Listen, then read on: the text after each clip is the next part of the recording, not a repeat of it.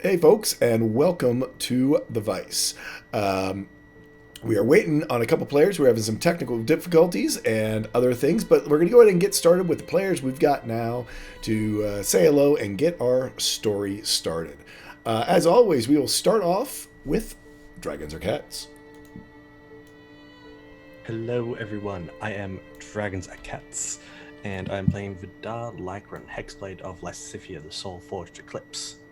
And I just got Lyle's sister back. I just rescued the Duke of Sunsets. Just keep on rolling into these things. Because goddamn. Hey, doing good.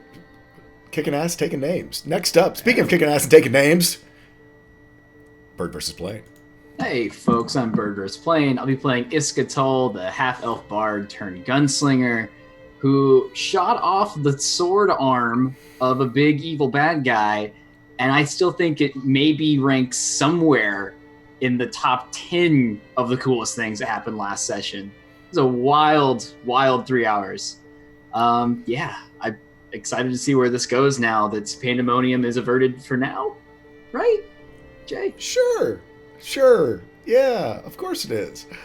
Next up, we have our guest player, Not So Speedruns. Hello, I am Speedy. You may know me as Not So Speedruns on the internet, or as Edolo, the barbarian monk who suplexed a dragon last week on the Vice. Yes, currently Hulk-sized and muscled with many different magical effects happening. Yeah. Hulk Link. Just a massive Goliath-looking creature. Not a Goliath.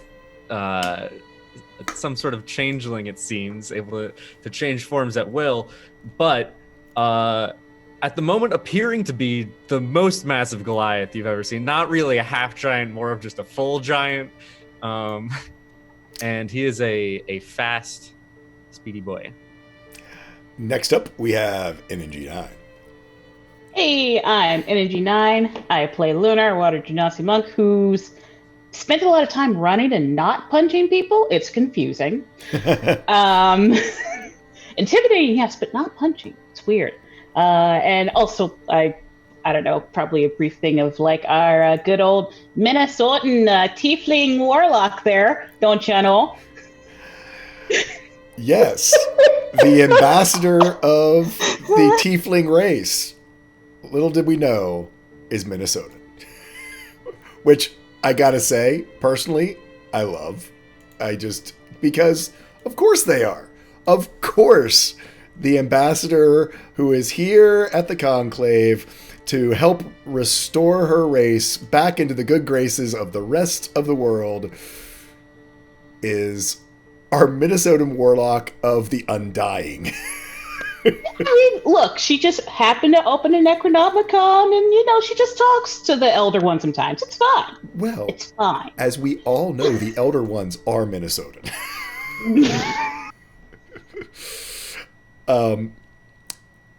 Next up. Confirm or deny. We can neither confirm or deny. However, to give us some context of all this, we have Good Guy Pie.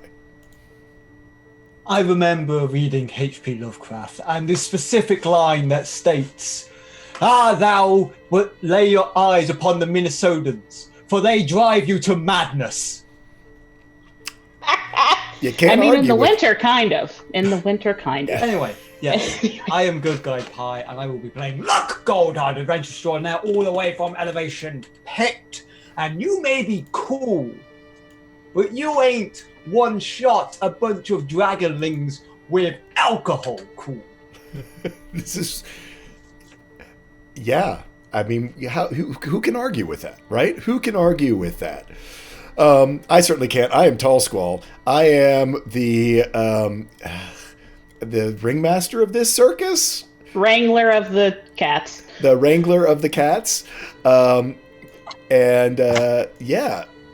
Just in time, we've got our good friend, Tree Hugging Druid, which I need to find a spot for because I've got things everywhere. But right now you are in Templar spot, so introduce yourself. You are not I'm Templar Warden. I play Axel. No. Hi, I'm Dragon Druid. I play Celia, our high elf rogue. She does roguey things, and I heard something terrifying and ominous. It's great. Yeah, I'm sure it's not a problem at all that she got yanked back into the void by a giant black tentacle after having, tempted the gods of the rifts to get to where she wanted to be. I'm sure it's fine. Yeah. I am sure. It's fine. It's fine. Like I was saying, I am Tall Squall. I am the ringleader of this circus. It is, in fact, my circus and my monkeys. So I have to take responsibility for all the craziness that I throw at these wonderful players' way. However, the big thing that we like to do here is we do run this 100% for charity. We've been doing this for 3 years now. We've raised, we're coming up on $18,000 that we have raised for almost a dozen different charities. From now until April, we are going to be supporting a great one. It is called Game to Grow, and while I sort out names and things, I'm going to turn it over to Bird vs. Plane because he met with these folks while we were at PAX U, and they are pretty darn amazing. So, over to you, Derek.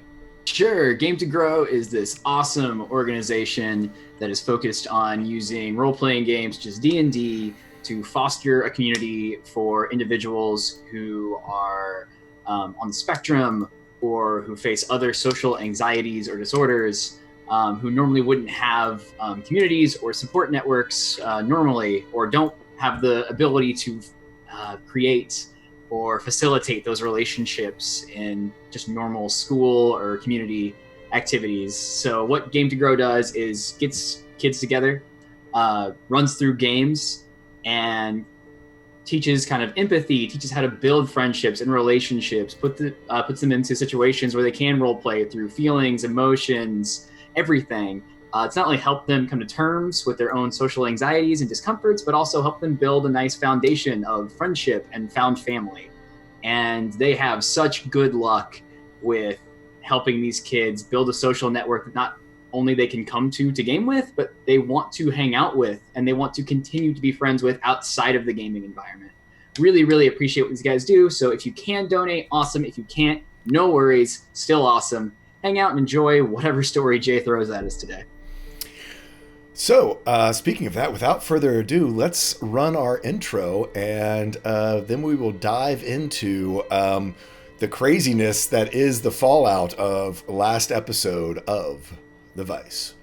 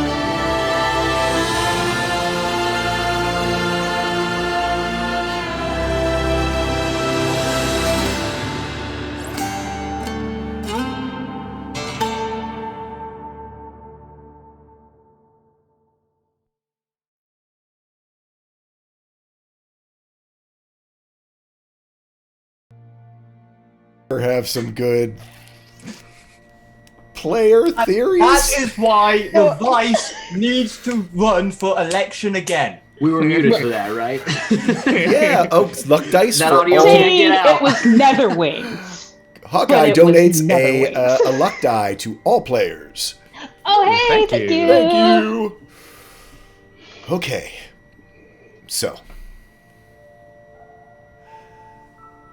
this huge event that happened from last session truly occurred over literally a matter of seconds.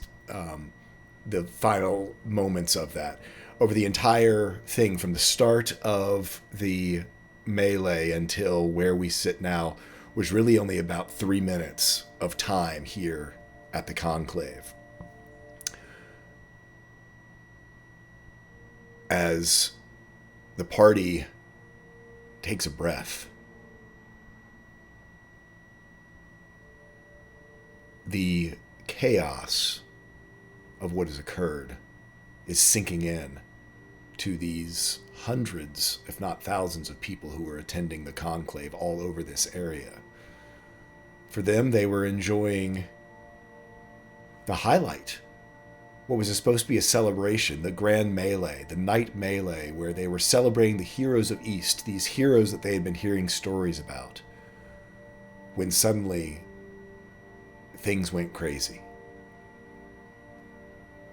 Most of them didn't even realize that the screams were coming from people who were starting to float into the sky. It wasn't until they saw some of the effects of the Netherwing dragonlings pulling people apart that they looked up and realized what was going on. For the folks who weren't right in Mim's caravan of wonders or the stadium, what they saw was a giant blue explosion over top of this conclave. At first thinking, oh, is this part of the entertainment? And then realizing when the fallout from it started to ignite fires across the tent's tops, that something was horribly wrong. For those who found themselves within the radius of the gate rune, they suddenly found that their magic had failed them. The first time in most of their lifetimes that they were totally without magic, for people who have often depended upon it.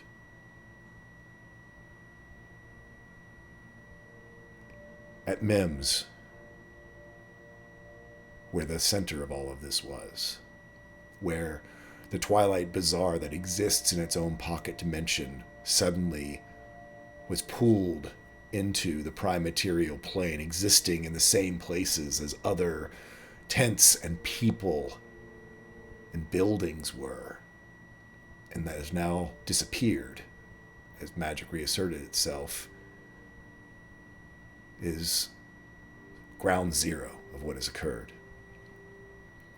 There are groans and weeping from the people who are in shock, who were sitting at a table with a group of friends, and suddenly those 6 people were pierced by the magical buildings that reasserted themselves into this and then disappeared again, just leaving them sitting at a table with some grievously injured drinking buddies. Structures that had their supports undermined or broken are still collapsing around them. Some of these large tents, some still standing, some leaning precariously, most of the fabric that covers them ripped and tattered. It's still happening.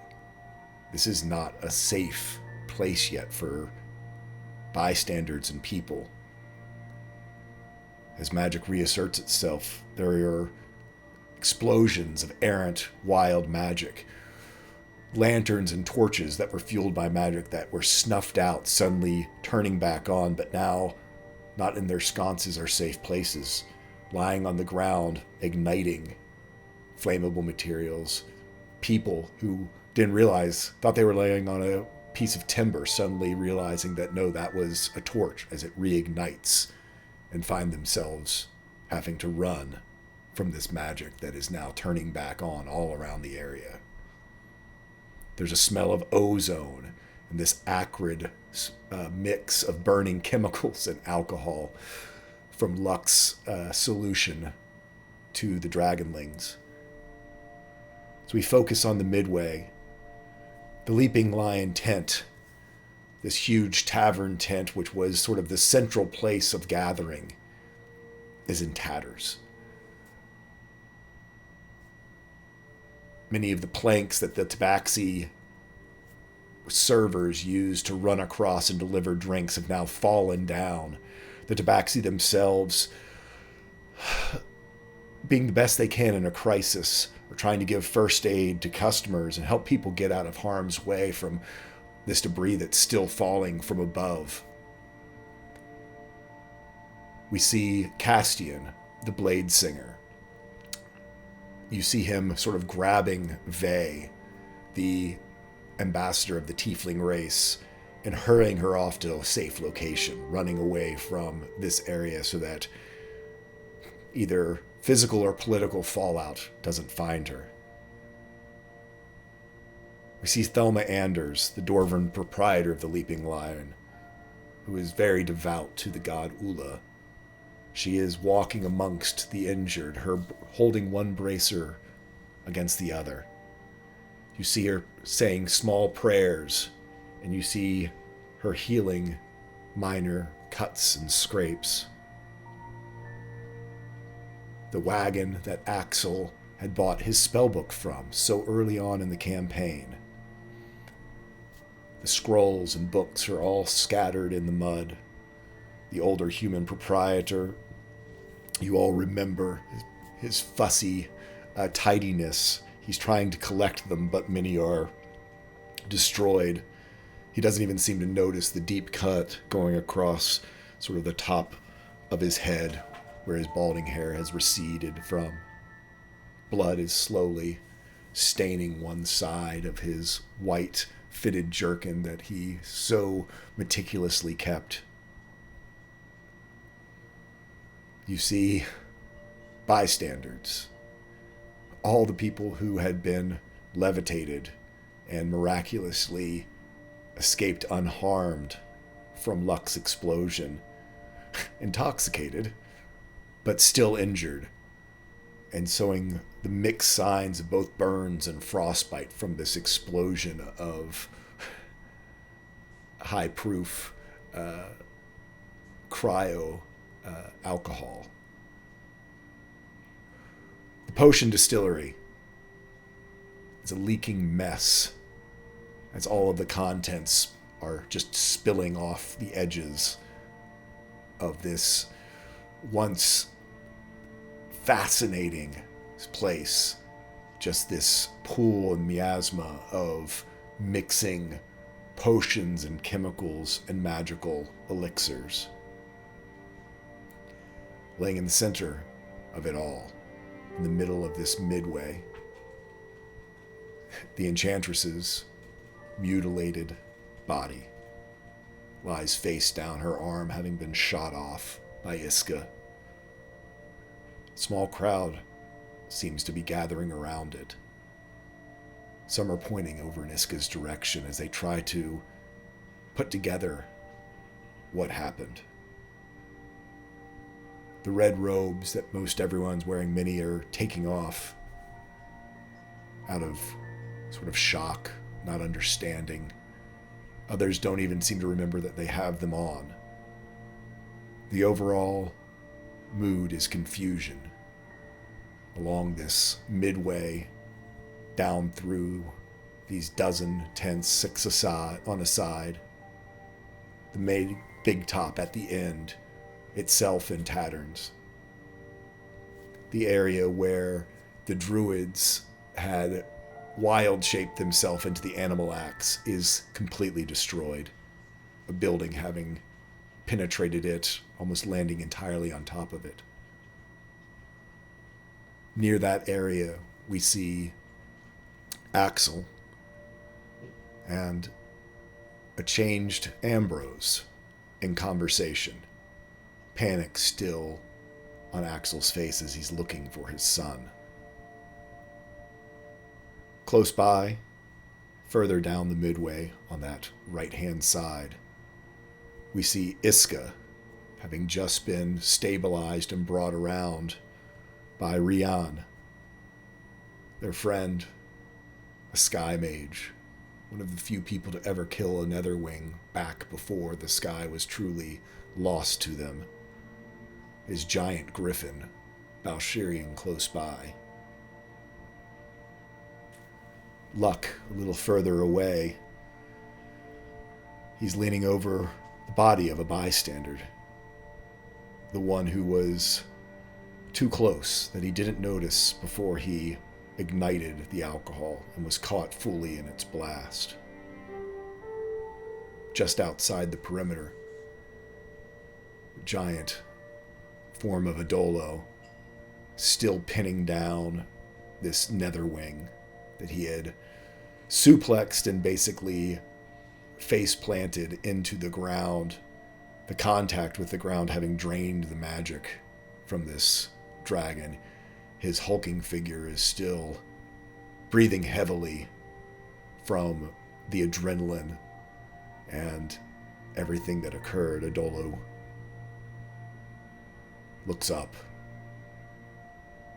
Luna, you stand where you were, down the left side, across from Iska and the rest of that scene over there. A wave of exhaustion hits you after channeling the vice surge and bending it to your will. You see Iska, your worry somewhat abated from seeing her fall from that psychic scream that hit all of you.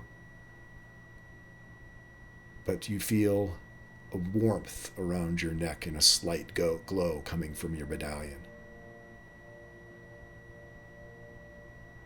You, being probably in the best shape, notice that the tent where everyone had run to, Axel, after he ran out of it, behind him it seemed to fade away as magic reasserted itself and Mim's personal quarters disappeared back into the Twilight Bazaar, no longer on this plane.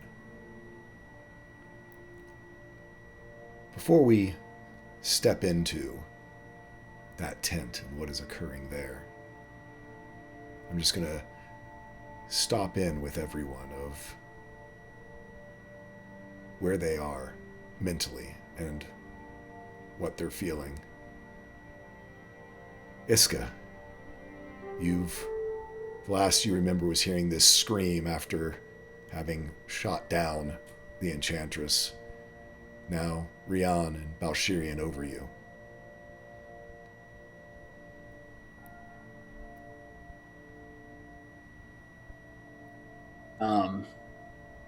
She's gonna come to, open her eyes with the one hit point she has remaining, courtesy of Rian, and just, take a second. That really tropey scene in every war film where there's that loud tone that just kind of slowly transitions back into what is actually going on. You can just hear the crackling of fire, and people either crying, screaming, whatever they're doing. She's just laying on the ground, and she thinks back to the first time she encountered the feeders in the vision and how it left her completely broken, completely just shattered that such evil could exist. She thinks of the second time she encountered the feeders at East and just how full of anger she was, and all of her energy was completely filtered into just wanting to kill them, even being hundreds of feet away from them, just taking pot shots as much as she could to try to inflict as much damage as she could. But this time, It's not about losing yourself in the depression or futileness of it. It's not about getting revenge or unleashing damage. It's about trying to save the people that are still left. We're right in the middle of this disaster. So she's going to burn just the lowest level heal spell she can on herself and take Rian's arm and pull herself up.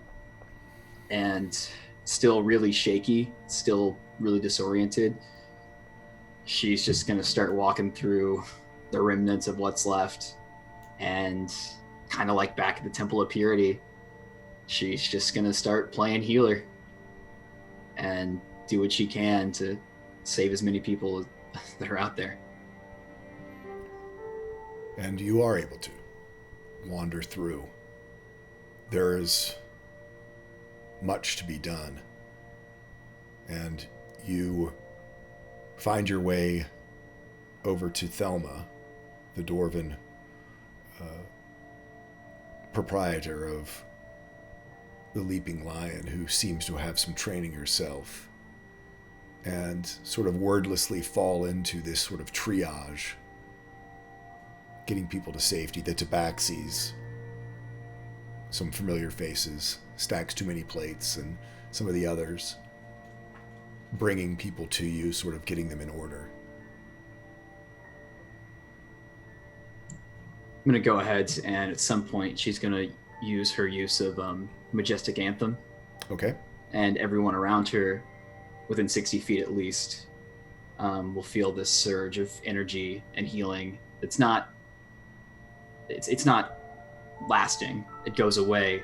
But her hope is that people who hear the song, and are filled with this energy can at least pinpoint where it's coming from and use it as almost like a direction to bring them together, to know that there's safety and there's healing here, just as a way to guide folks who might be lost or, don't have their bearings any longer.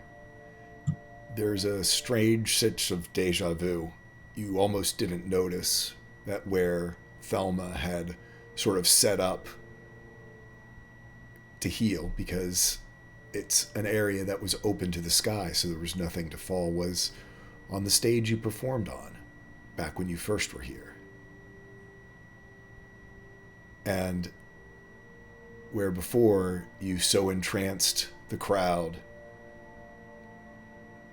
you once again, your song rings out from this familiar stage, but this time sort of as a beacon of hope to these people who are wandering sort of after this disaster, still in shock, not knowing where to go.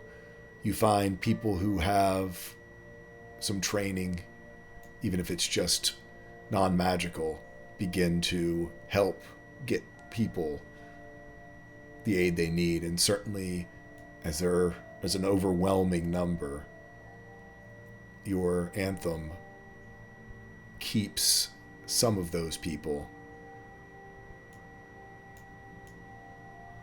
in good enough condition for you to make it to them before things would become dire. Adolo, pumping full of energy and rage, 3 times your normal size, your changeling ability having merged with some of the magic and potions that you used to create this truly hulking form. You, still full of adrenaline, this dragon's corpse, somewhat unlike any dragon you've ever seen or heard of, as you have battled dragons before. You have battled Dragonborn before. This one is different. It is almost like malevolence made flesh. Its dark skin, even in death, still almost fluorescing with this inner malevolence from it as you have basically ground it into the ground, realizing that somehow the contact with the ground helped to weaken it to the point where you were able to assist the party in dispatching it. What's going on with Adolo as he comes out of his rage as the moments pass by? I think that he has a moment where he's just sort of breathing heavily, staring down at the creature that he's just conquered triumphantly.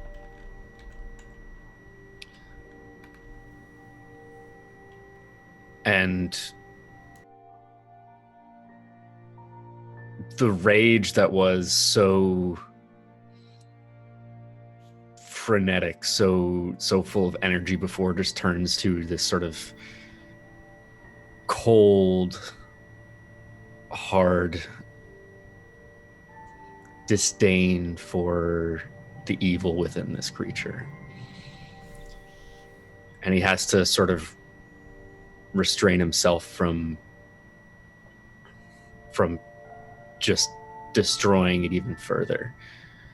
But as he sort of looks down at it, breathing heavily, the adrenaline starts to clear, and he hears the screams that are still happening in the city. And barely missing a beat, closes his eyes for a second and runs towards them. Towards anyone who's in a building that's on fire, towards anyone who's trapped somewhere and can't get out, to run to them, to rescue them, to bring them out of whatever danger they're in.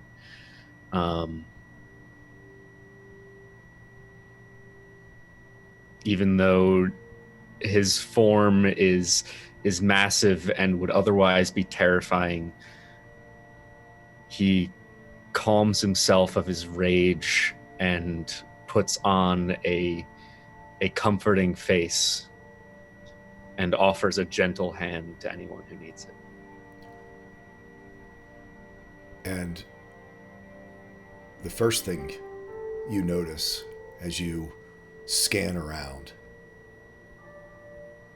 you hear Iska's song as well, and you see her and Thelma working on the injured.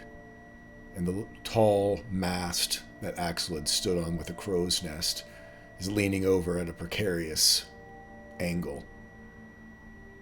In your enlarged form, you are able to run over.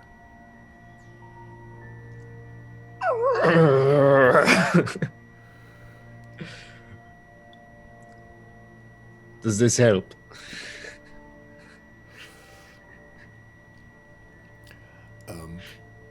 Yeah, Iska, you look up to see familiar but hulking form of Adolo.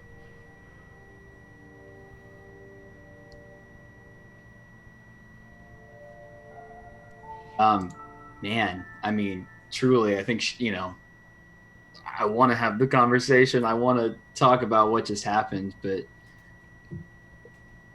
it's right now that laser focus on just saving as many people as possible. So just to look up, kind of a nod at Adolo, and just a really weary but really genuine smile that I'm going to say transfers a bardic inspiration to you.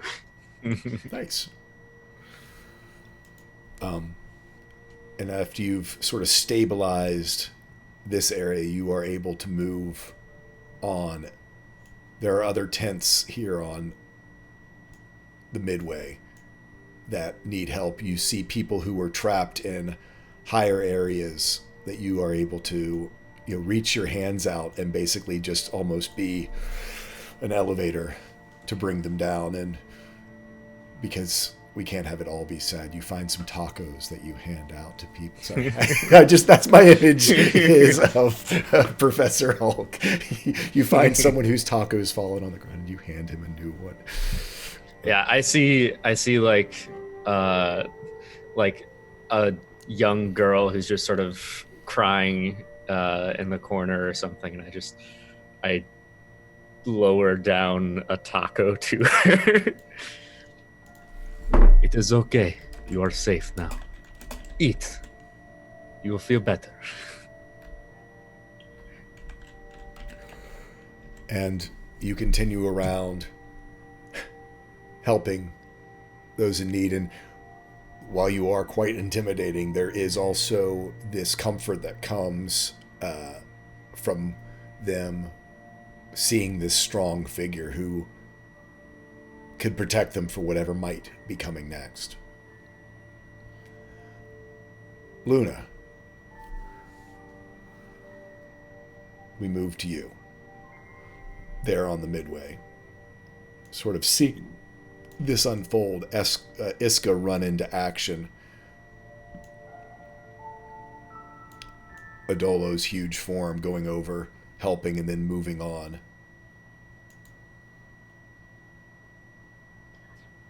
Well, I think the first thing she's going to do is look at her medallion, because you said it felt like warm and it's like something changed. So I think that's going to be the first thing she does. Take it out and look at it, see what's different. As you look down where your medallion had the 4 arms of the St. Cuthbert cross, before water in the center and earth all the way back from east, you see a new gem has formed. It's almost like a burning coal, one of fire. However, it doesn't burn with a red fire, but that platinum fire that you saw surround your brother back at the cathedral. And as you look at it, you understand and attune almost instantly to what this means. That, as you had learned, in fact, from these Genasi here at Mim's Caravan so long ago, this represents the power of the fire Genasi, to be able to summon a vice magical surge on demand. And after having pushed yourself, it has now become solidified within your medallion. Right. Luna would kind of, realizing that, sort of close her hand around it. Close her hand around it, close her eyes, sort of, in reference to having this new power. And then she'd go and secure the Enchantress's body. Like, you know how you have like those covers on butter that you sit out? She's going to do that with the Enchantress's body, just drop like an ice cover on the body. You walk over, there's some people who have sort of gathered around it, kind of why she wants to do it. Yeah. Yeah, trying to figure out what's going on. They see you walking up, some seeing your holy symbol as you had it. Yeah, it's out right now. Yeah.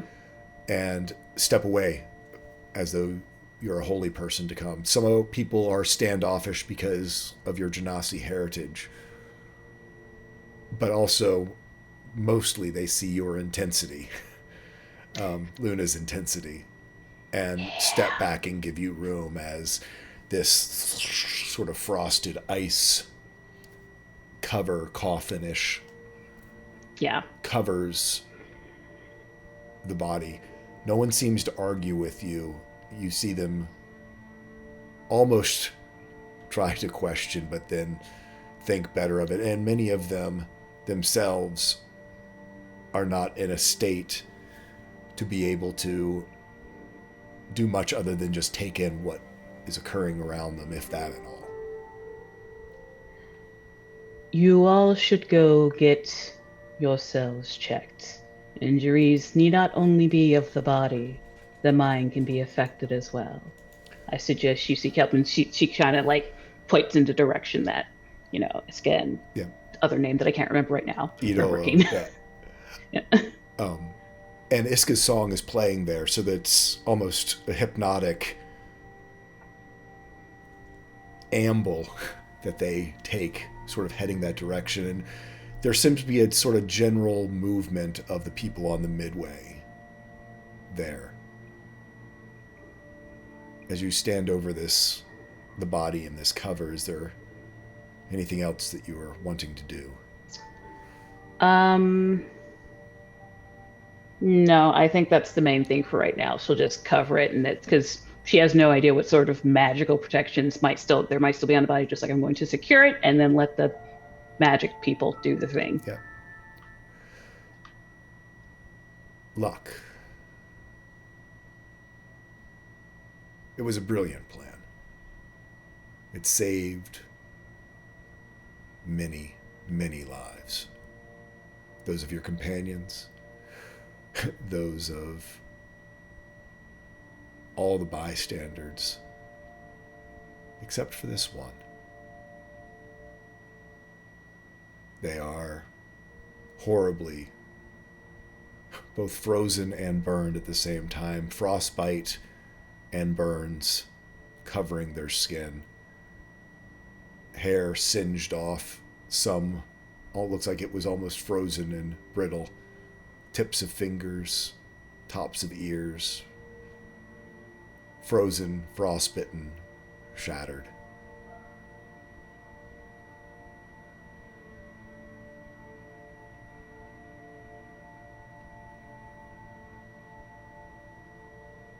He looks down upon the body, slightly holding the head up. Takes a deep breath in. Mike. Oh shit. Ah. Hello? There we go. There we go. Shit. There we go. It's using the wrong mic again, isn't it? Yeah, it is. Of course, it's whatever. He looks at the body and holds the head. Takes a deep breath in and looks around. Blood is dripping from both his head and muscles. Realizing how much he's overexerted himself, barely able to hold up his back. But he can't move, he can't think, but it slowly slips out. I'm sorry. If only I was looking, you would have never got hit. I could have done something else for you. But I can. I know I can. Whatever powers are out there, whatever can hear me, whatever is following me, whatever is there, hear me. Take my powers. Take my life if you have to. Please spare this poor soul who I did not consider. For my heroics are worth nothing. If they are to injure innocents, if I am to see my actions cause harm, then I am no man. I'm a mere monster. I'm no better than anything. So bring this poor boy back. Bring him back. I demand it. I plead it. Please. You feel a nudge against your arm as you plead. It's Grain. He stands there, his form on this dark night, over in this corner by shadows. The light of your wings, which are still active, sort of light up his form and you watch as your wings fade. The light around Grain goes brighter.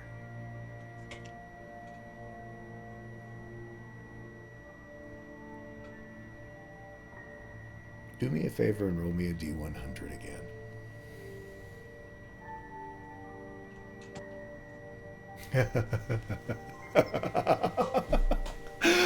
I love this game.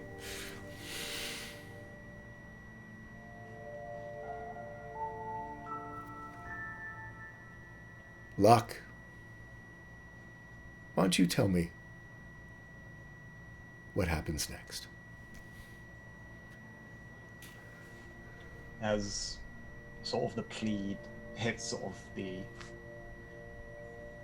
wind, all silent for a few moments, and he looks up. This light that seems to billow out from Grain sort of slowly absorbs into the body. The ice melts away and the scarring heals backwards. He can swear he hears a voice in his head, but he's too disoriented to focus. As he sees this boy, who's probably no much older than his son, spring back to life. And before it all sort of drains out of him, just says, "Sorry," and looks up to Grain. "Thank you," before he hits the ground, passing out. Grain curls up, sort of next to your side. The boy stands up and looks over, sort of starts to shake you. "Hey, mister. Mister, are you okay?" Sort of shakes you on the arm. And then sits beside you and just starts to call, "Hey, I need help over here. This guy needs help. He saved me. He saved us all."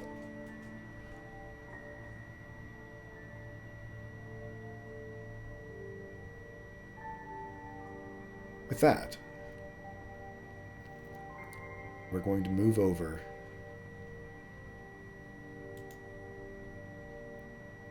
to someplace else entirely.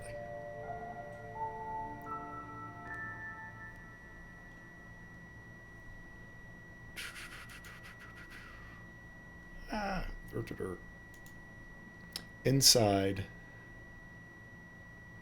a familiar tent, there's almost this pregnant pause as Vidar, the Duke of Sunsets, Mimensira, his daughter, all look at sort of the enormity of what's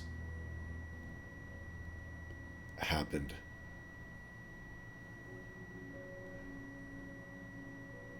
This tent, which was so lavishly decorated, is in disarray, having been torn apart by the Lord Diviner as he broke through and took who the party knew as the man behind the curtain, a mortal form of the Duke of Sunsets, the cosmic archfey brother to the Frost Prince, Iskrin's old patron. He stands there before you, still wearing the same thing that now seems so telling this high-collared burgundy jerkin over this deep sort of mustard and bright yellow shirt, the colors of the sunset. His skin, which was phenomenally pale before, has grown healthier. Bit of a tan, maybe even more so. Almost sort of cappuccino type color. The horns above his head now seem more, instead of a dull green with gold, seem like emeralds. And the gold like veins of magic running through them.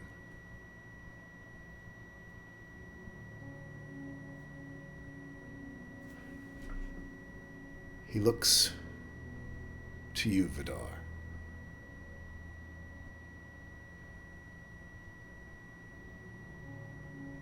You were the one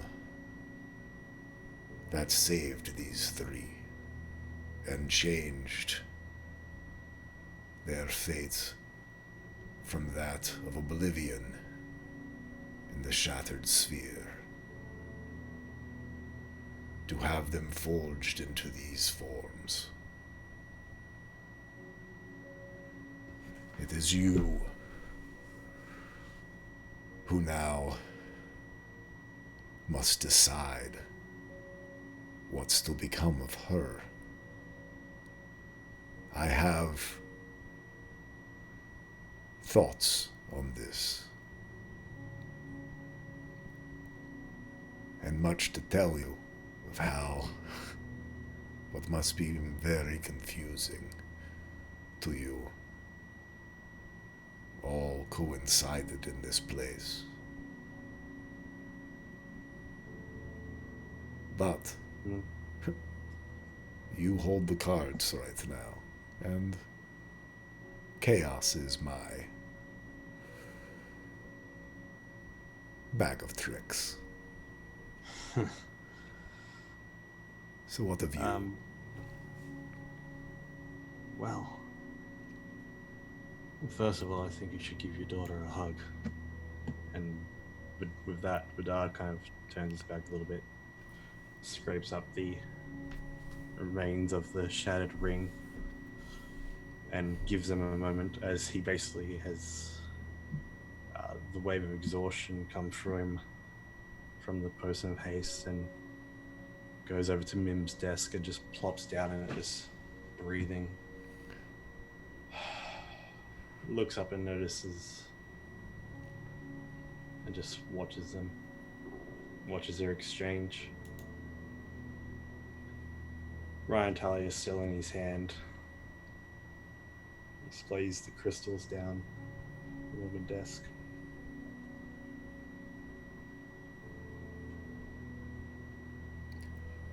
Then he summons Lyle to his hand and places that on the table as well, and just leans forward and holds his head. Just breathes a heavy, heavy sigh.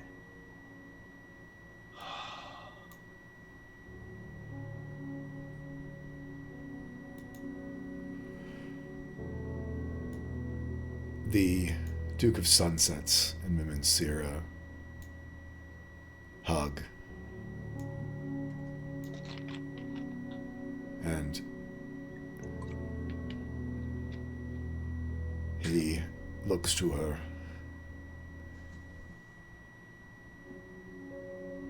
You took care of me for the last 90 years. After the folly of the Arcana Mystica brought me low. But now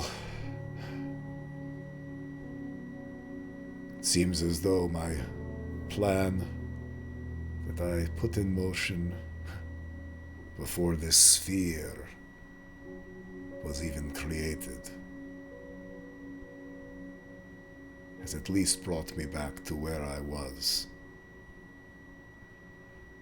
There still is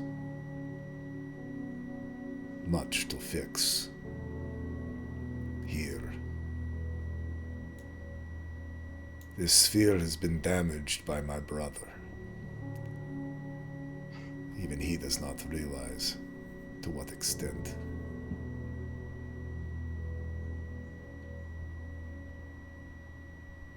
Then information is my price. How did he damage it? What happened here?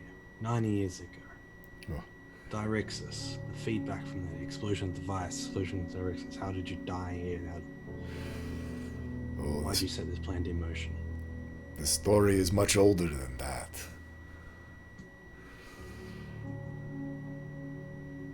Iskrin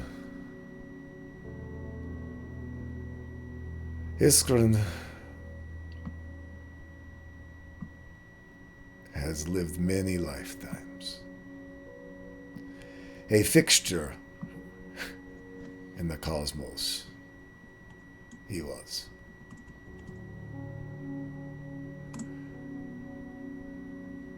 He was known even before I ended up here to be a bit of a wild card. Rumors and whispers about him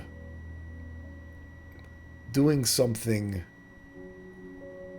in direct opposition to the Frost Prince's dictates of order, taking deities from a dying world and placing them, forging them into these blades of the broken sphere. Von Malik,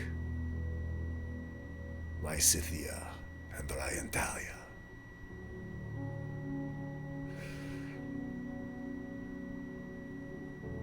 It was at this time that I was in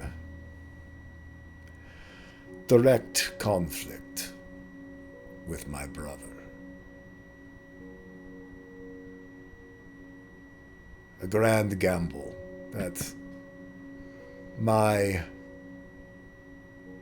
form of inspiration and innovation and art and music and chaos to his regimented order. I gambled in the game of the Celestial Archfey and I lost. And so, while my brother was building this sphere to exile me from the rest of the cosmos, I took a piece of myself, molded it into the most chaotic form that I could understand, and hid it out amongst the spheres to hopefully be found by one of the Frost Prince's own, who seemed to be chafing against his mandates of order. A crazy Eladrin known as Iskrin.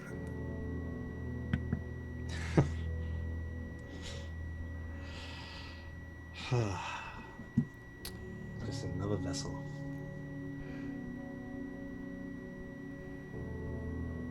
This sphere was meant to be an impenetrable prison. 7 concentric spheres, each more unbreakable than the last. All rotating around this little group.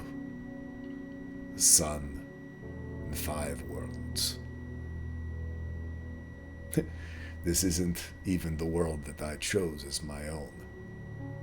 so many eons ago as I held my head high and went into my exile.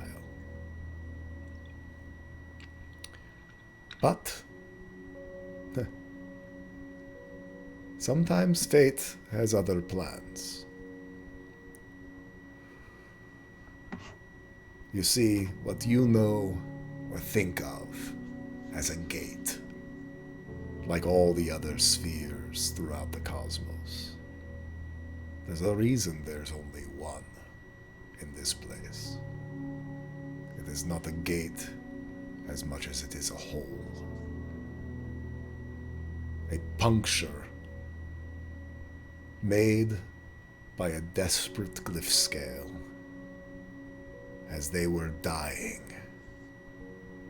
with a golden sword in its heart. And as they crashed down on the southern continent from here over 30,000 years ago,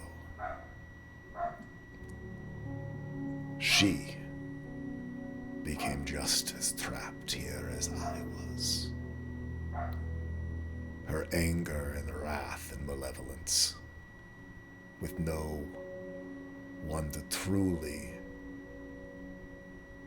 temper her.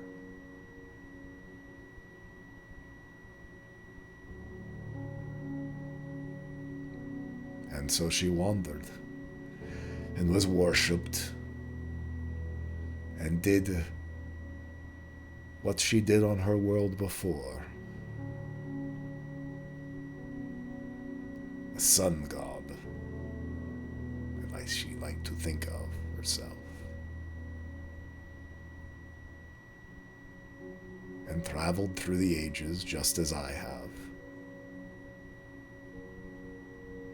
To this point here. What neither of us expected was Gwilyn Fiora, and now Tua of arriving 6,000 years ago to bring the War of the Netherwings to our home. And my brother, in his hubris and hatred of all that is chaos, not understanding that the chaos that is the Dark Empress serves other purposes as well. Not all chaos is evil, but still went forward with his crafter in Gwilyn Fiora and destroyed the weave of chaos on this planet, in this sphere. As a being of chaos, it weakened me. It weakened everyone. You see, the divine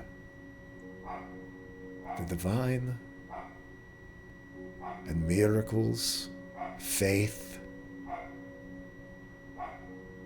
they need chaos to exist. On a whim. So a leaf in the breeze, a flap of a butterfly's wings, create rivers. When I first came here, I thought the exact same thing. And when I saw the wave, when Ishrin saw the wave of chaos, he was scared. And ever since I started this life, I embraced it more and more.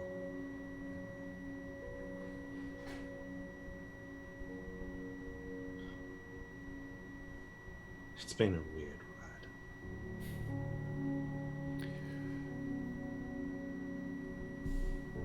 I've learned from it that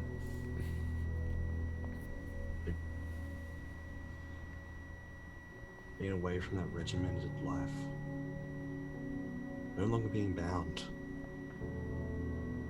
has allowed me to make a thorough difference, make a change. I've begun to understand a lot more. You don't really understand anything really when you don't feel it. When you're cold, calculated.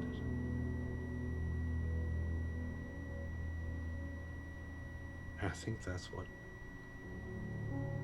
Ishgrim missed out. He was locked in winter because he was trapped.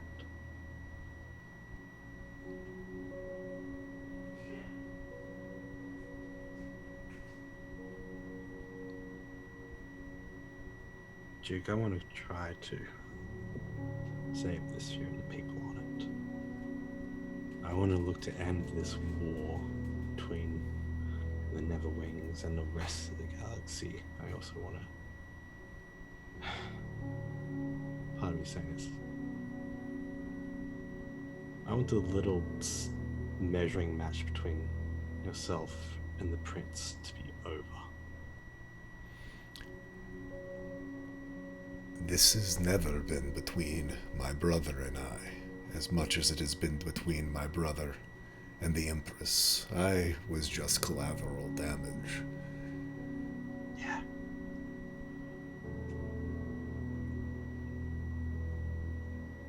What do you intend to do from this point onwards? Well, if I have it my way, we can use what the Dark Empress is planning and using the Archmistress for to restore the Weave of Chaos on this sphere, to bring it into balance again, to break this cycle of order destroying the world without the magic and miracles and art and innovation that chaos brings. And that's what happened at the Vice. That's when it was eliminated. The Vice was created by the hubris of men, but all the conditions were set up when my brother destroyed the Chaos Weave. It polarized magic, the magic of fire, water, air, and earth as one pole, and the magic, life, death, and order as the other, because chaos was not there. When the Midnight Weald was breached, magic faulted. There was no longer an insulator between the two sides of this continent. The poles were connected, creating the vortex that the Netherwings have found to be so conductive to their reproduction and growth and spread. Myself, I got caught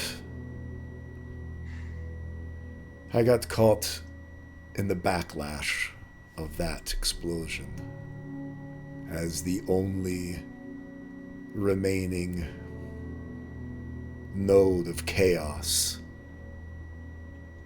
on the eastern side of the continent. When magic shorted out,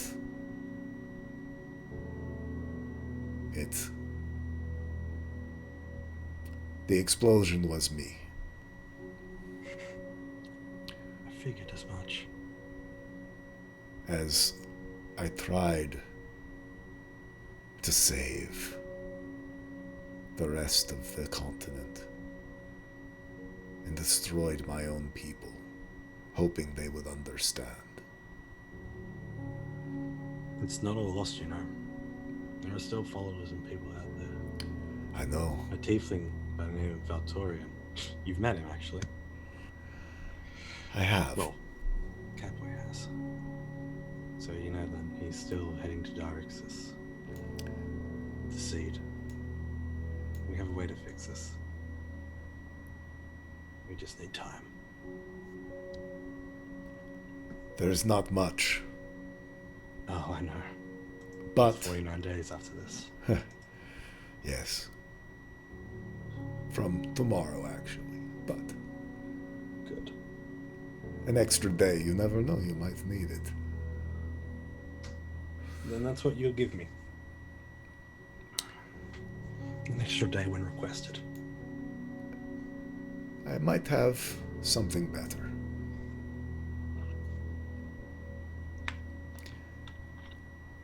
He looks at Ryan Talia.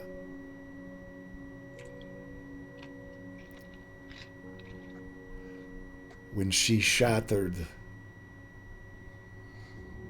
Lyle, Scythia,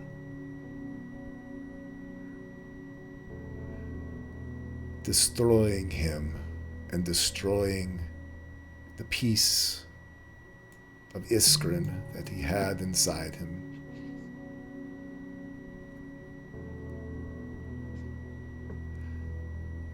she could not let completely go of the person who had saved her. One of the reasons Lysithea could not restore you to Iskrin without sacrificing himself was because he was not all there. You see, there is a piece of Iskrin still in there. And he taps Ryan Talia.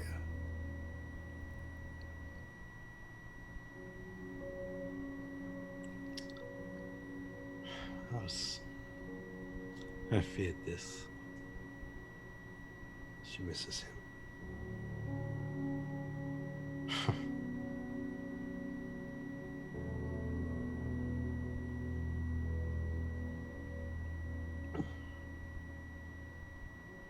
She's gonna have to learn to let go of him. Unfortunately, I'm not going anywhere. I've made my choice. I've made my decision. This is the last ride, per se. And then everything after this is mortal. It does not change the fact that this was Iskrin's last life as well.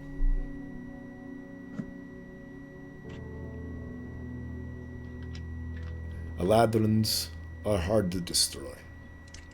They are creatures of pure magic.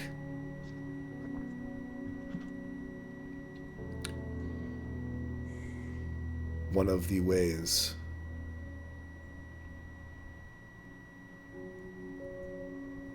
to redeem Ryan Talia, if that is something that you intend or have any interest in doing. I do.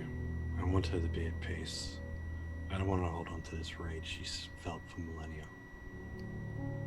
It's not right for her. I feel responsible for it. Well, I want her to be at peace. Even if that's going to be a slumber.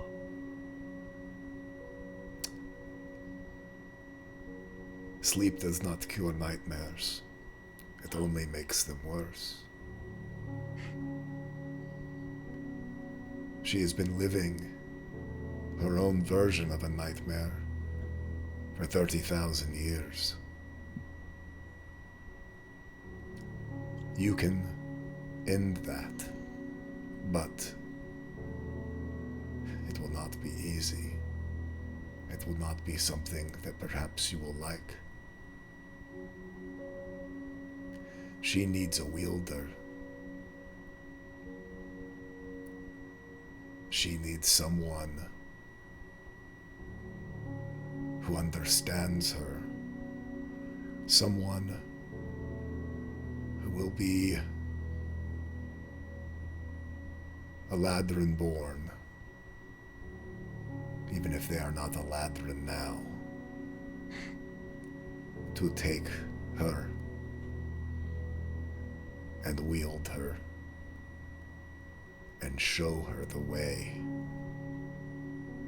back from where she has descended to.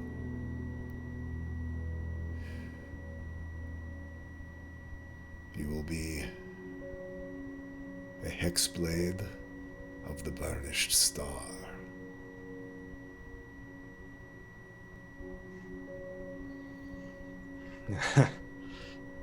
I don't think Lyle's going to be too happy about that. There's nowhere to take two patrons. There is not. Vidar will never not be a part of you. And that is not something that can ever change. I also believe Lysithea might have work to do with this group yet. But this is your choice.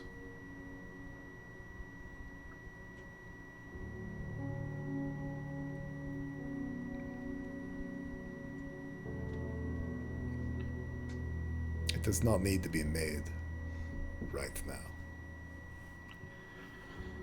The choice of signing over to another sword while Lyle's been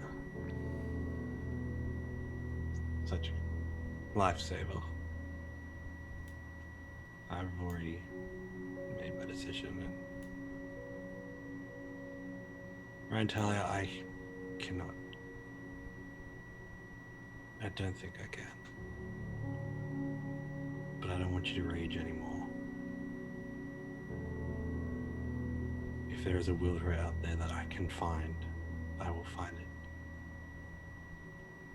If there is someone that can hold you and keep you at bay just at a time, for a time, I will find it.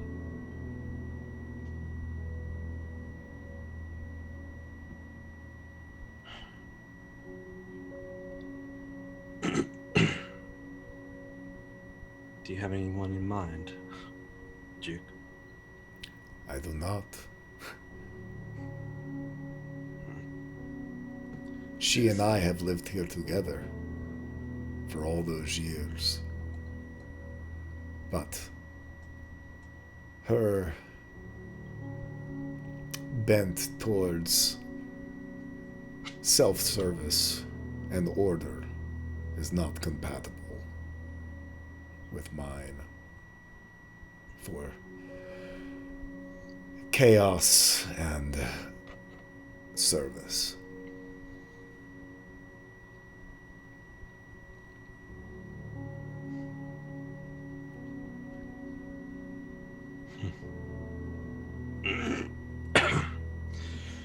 Well, that's been one hell of a night then.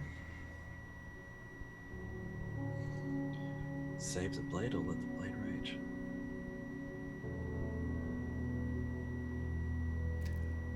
It'll definitely be something to think on. Speak with your friends. Yes. On another note,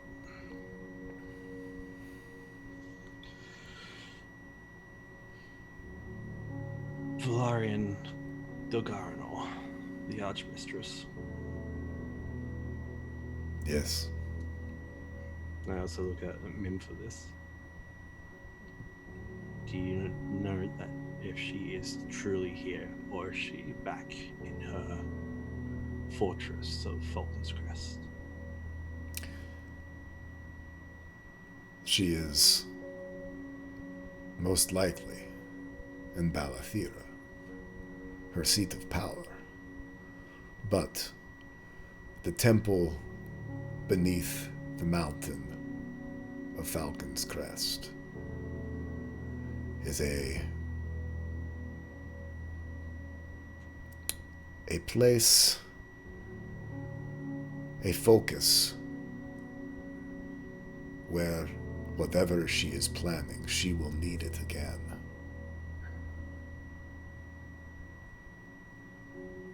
It is the only place on this planet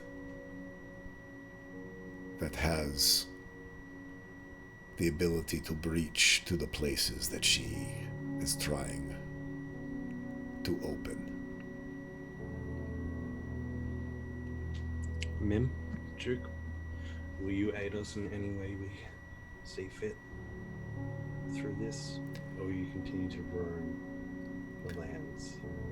I am still weak as the Weave of Chaos is not restored. The cat just brought me a battery, so to speak. That's fine.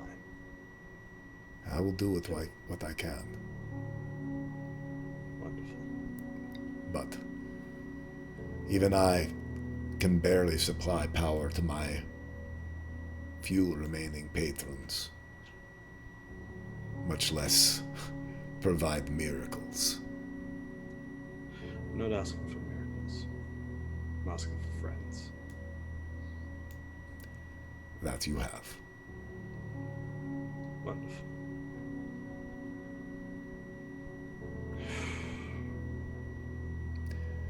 We need to...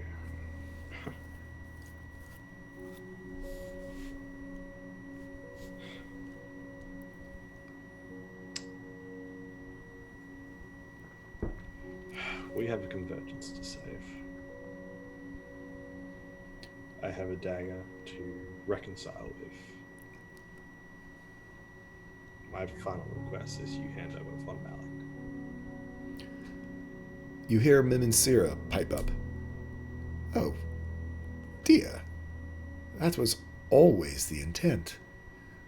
Once I make a bargain, I do not break him lightly. I told you that I would forge these for you, and that they would be returned when they were complete. They are as incomplete as I can make them at this point. Wonderful. And assuming the daggers are just on the table? Yes. Okay. Slides over to grab them both. Dagger between each of his fingers. You hear Stand. a voice.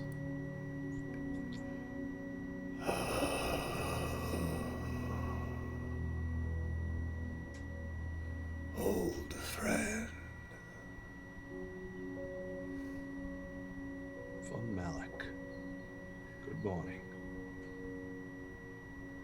Quite a hangover, it feels like. Be calm. Continue to rest. Much, You're safe now. much of me is still missing. I know someone who might be able to help. Hand of the Ancients.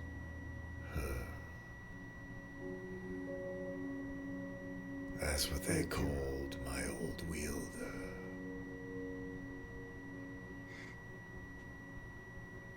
Well then, you're going to the right hands. Talons, to be honest. Yeah, Claws. Whatever. I will sleep now. Good night. And he looks at the shards of the crystal of the sphere of the ring of the spheres. If you wish to keep those for yourself, and so be it. If you want to try to reforge them, so be it. I want no more to do with Frostprince. I tried to call for help, and I got nothing but hostility in return. One part, I just want to throw them to the wind or sell them on the market. They don't have, unfortunately, any power anymore. They are not much more than glass jewels. I admit I used the power of the ring to reincorporate myself. Just wanted to confirm it. It's the right choice. I think if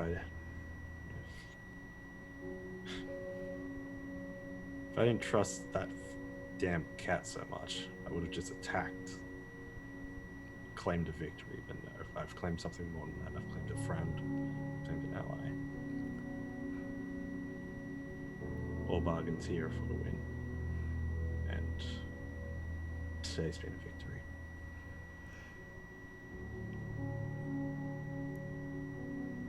The person you were before, I think, as well as who you are now, Vidar, understands what is living without a little chaos. Order dictates that everything works every time because it's planned and laid out and meticulous and regimented. But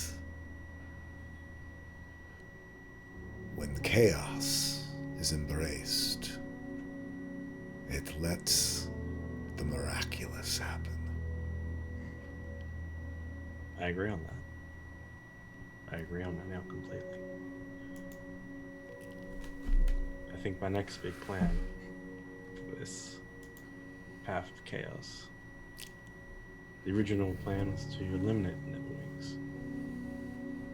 But now it's just got me thinking if there's going to be a way that we can all live in peace together. Hope it can happen. It's going to be one monumental task. The Netherwings are of chaos, but a different type of chaos than my own.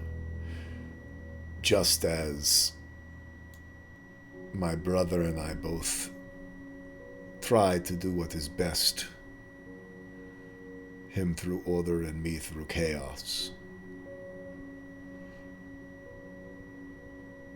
The Netherwings and the Dark Empress and I might all be of chaos, but theirs is self-serving and selfish, where mine is to try to bring beauty and joy and excitement. Well, that seems the original plan. We'll have to go forward.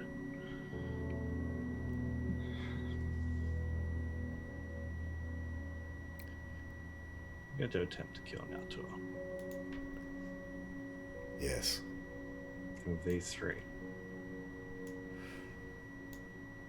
it's going to be easy. If you'll excuse me, I have friends to get back to. Mim, if you wouldn't mind. You see Mim pull back the flap of the tent, and instead of leading out into the Twilight Bazaar, you can see beyond it your friends and the destruction. And you are free to walk through. I get up from behind a desk, pull up Lysithea in my right hand with the 3 daggers in my left, walk past as I look at him. Whatever healers or help Twilight Bazaar can offer, be much appreciated. Oh, I will send them for sure. Unfortunately, we have just as much destruction on this side. Perhaps, and she looks to her father, perhaps it would be best to safely bring down the barrier so that we can pool our resources. Now you're thinking, as friends. And I felt incredibly bad the last time I left you. Not so much now. And Vidar walks out. And with that, we're going to take a quick break. I'm going to let Bird tell us a little bit about our charity, or if you need to take a break as well, we can turn it over to someone who doesn't, or we can talk about it when we get back and turn it over to folks who aren't going to take a quick bio. But I'm going to turn it over and get folks in their right places. And who? Yes, I'll do a quick game to grow, and then I'll take the break afterwards. That works. So, okay, I'll be right back. Great.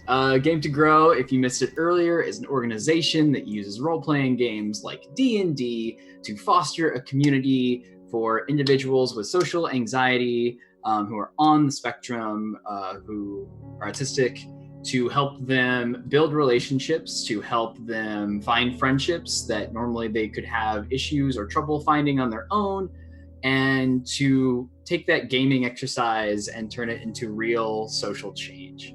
What they do is they encourage kids of all kinds to come together, play together, and as a result of having really fun gaming sessions, have found that these kids not only want to return and game often, they want to hang out with these friends outside of that.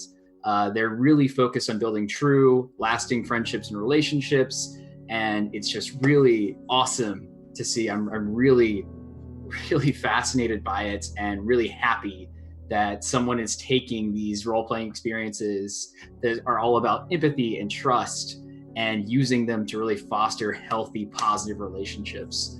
If you have or want to donate anything, by all means, there's a nice little table at the bottom of the page here that tells you all the nice advantages you can give us, or you just donate out of the kindness of your heart with nothing for your own gain, or you don't have to donate at all. Just hang out with us and listen to otherworldly, godly explanations of things. Hashtag Prison Planet. I'm going to take my break now that Jay has returned, and we have a Templar with us as well.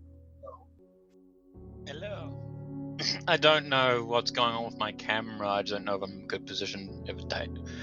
It just keeps turning itself off. I don't know if that could be fixed. I don't know if that's causing issues with your setup. So I'm waiting for information before I start trying to fiddle around with getting it working.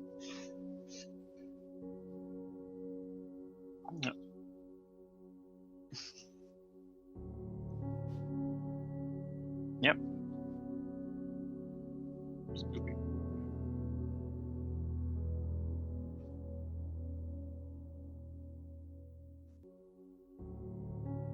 Yep.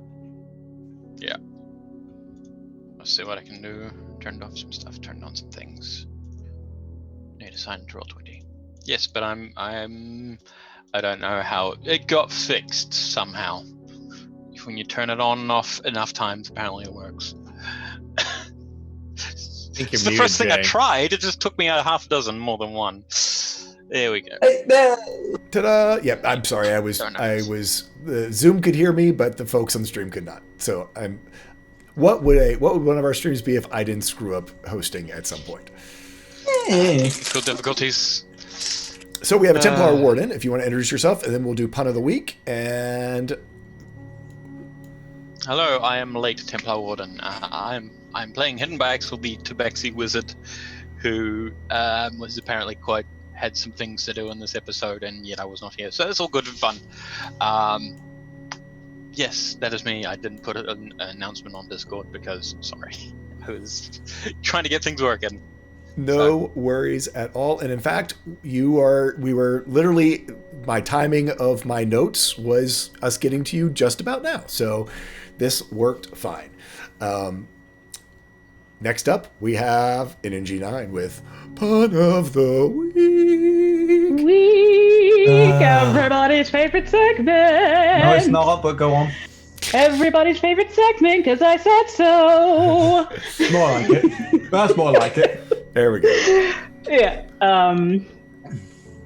How do you make a hot dog stand? How? You take away its chair. I knew it! I fucking knew it! I knew the pun. I knew the line. Is it worse that you know what's coming? It's definitely worse when you know what's coming. It's always worse when Honestly, you know. I'm just relieved it wasn't a dick joke. I honestly keep my puns pretty clean. No, Yeah, family friendly. Hey, Yeah. Kids Ish. show everything. Mostly family. Until I start swearing at everything. Okay. Peachy's right. They don't even have chairs. Because we took them away. Yes. Duh. See? So, we're going to jump back into this. Let's see, where is it? There it is. Celia. Hi. Hi.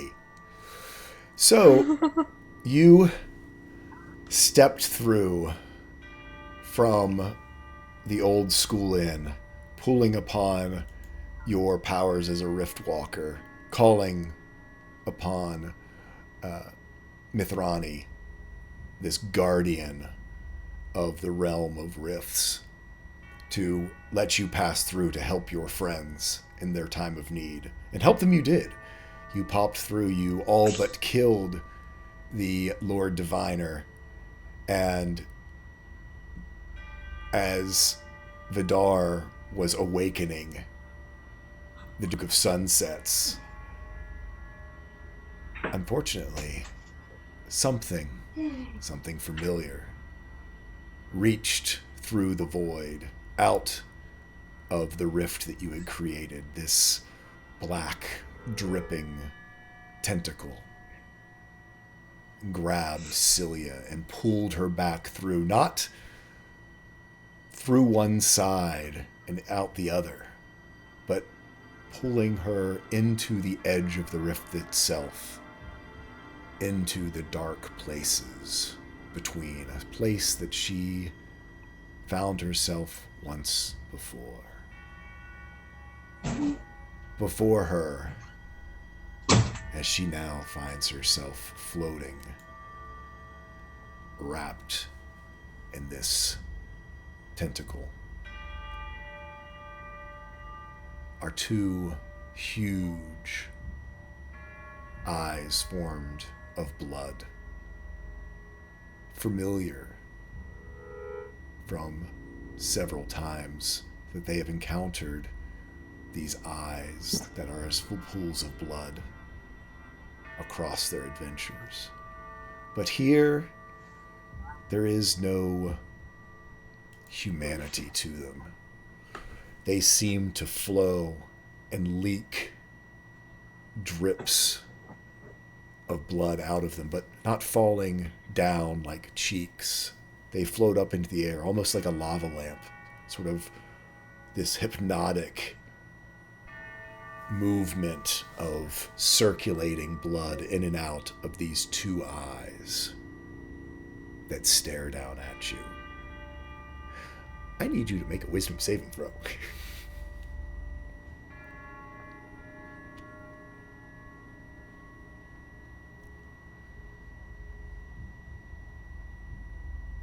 Eek. That didn't work. So.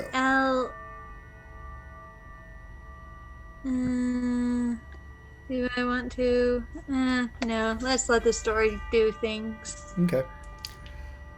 So,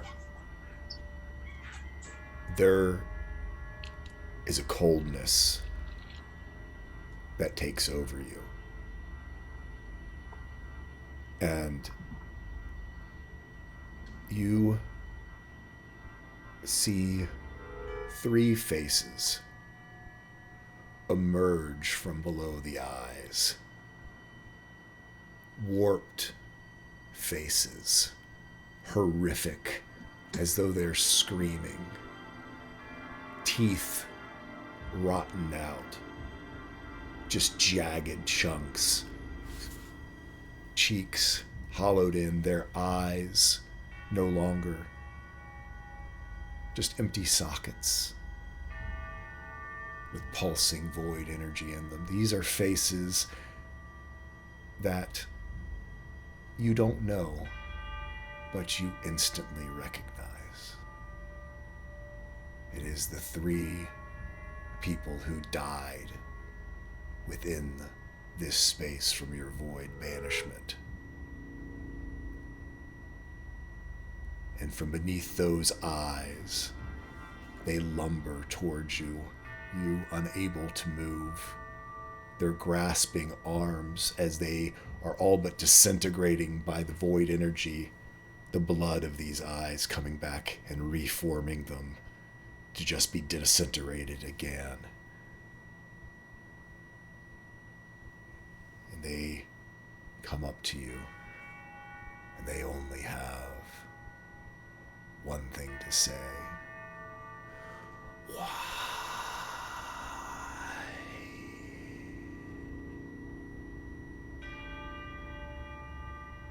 They get closer until they are surrounding you, invading your personal space. One head almost on its shoulder, the others whispering in their ear, another one never quite touching you as they disintegrate away before they can actually make contact, but then are reformed in this eternal cycle. And the blood eyes speak. You're doing so well.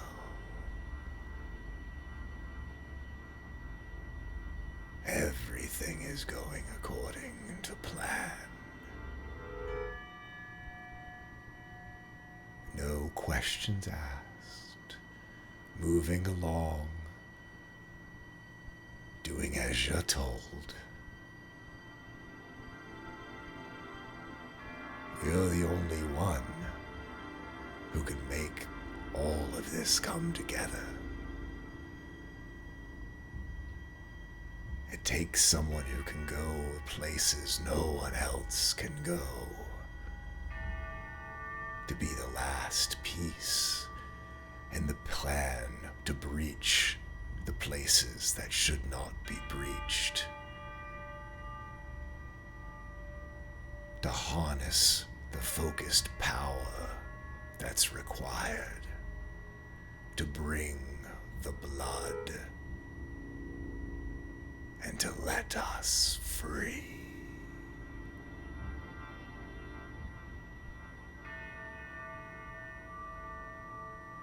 Only you can make this work. Or should I say, you already have. And with that, you feel yourself thrust away and you burst into the prime material plane. You're covered sort of in ichor, this sort of void sludge that as it comes into the real world sort of evaporates, kind of infinity wars off of you. But there's a familiar cold in your bones. I need you to roll a Constitution save.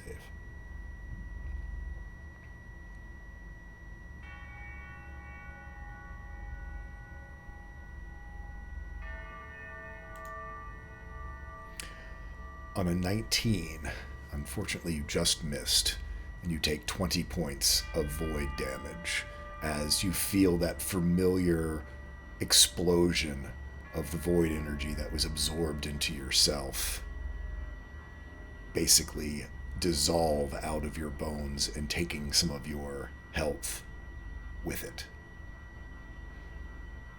You find yourself on the midway, back in this absolute, unbelievable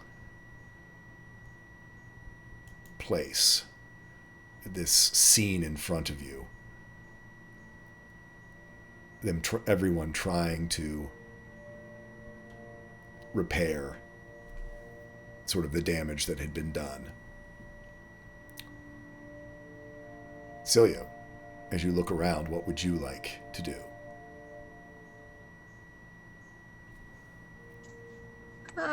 So first off, Celia is gonna try and communicate with everybody telepathically and just say, "Where's everyone at?" Are you okay? Sound off. Vidal, Lyle, Rantalia, Vamalik, good. Prince, good. I mean, Jig, whatever. I'm tired. And she says, long story short, I've met the monster I was feeding. It's fine. It's fine.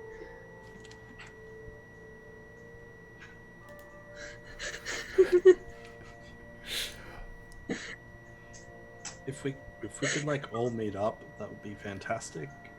Just over the network. Was it fine, or future problem, fine? Future problem, fine. Great. Just clarifying. Do you know about the one that got out? The what Yep. that went where? When the rift opened, there was sort of like a shadow that snuck out and just ran off. It was kind of busy, but yeah. Did you know about that? I think you may be talking about myself. No, because you were after that. Unless there's two of you, which has been a bad occurrence already. Let's talk about it later. I'm kind of busy at the moment. So, let's go over to Axel. You are standing in front of Ambrose,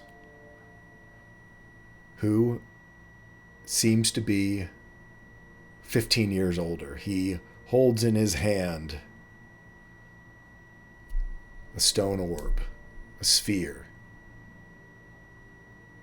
that you recognize. It is the sphere that Kel used to carry when he was the burdened soul.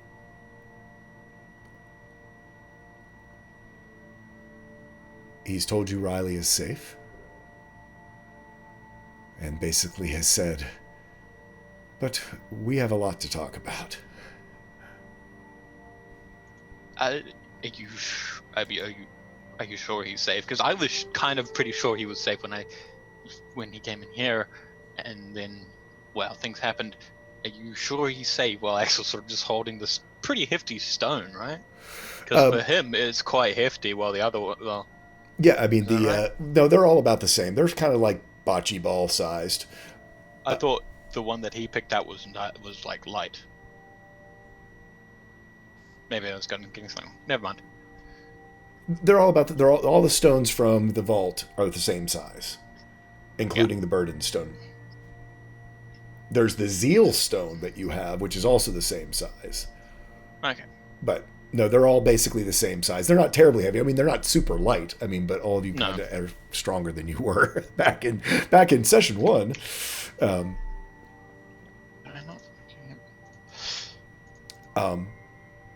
But no, Ambrose is holding this sphere, and I can bring him out. He's in my lab. I can guarantee nothing can make it in there, and I probably wasn't expected. We should get everyone together. Yeah, there's someone I think who wants to talk to you as well about language of storms. You know that language, right? Not quite so poetically, but yeah. There's long story. I think we'll see what I can figure it out. Yeah, I don't. I guess we'll get everyone together. Iska's probably the most important. Right. Let's just go back that way, shall we? Into the tent. Yes. Wait, the rift's closed, so we'll probably just we head back into the tent. Since you weren't here for the first thing, everyone's pretty much over near the Leaping Lion at this point. Iska's playing, so you can hear her. you see Ambrose sort of start to walk with purpose that way. Luna, he'd walk all but right by you, so you would see a 15-year-older Ambrose walking by. Vidolo, you don't know who Ambrose is. Luck, everyone else, you would see him. Probably walks right by Cilia now, where she has reappeared. And also, Vidar, you were very close by because basically you walked through.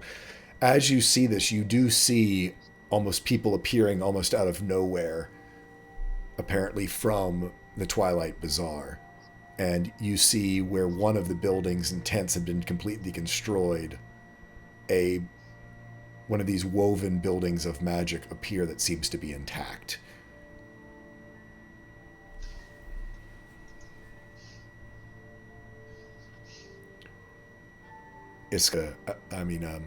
Ambrose leads Axel sort of over towards Iska, where he walks up and... Iska?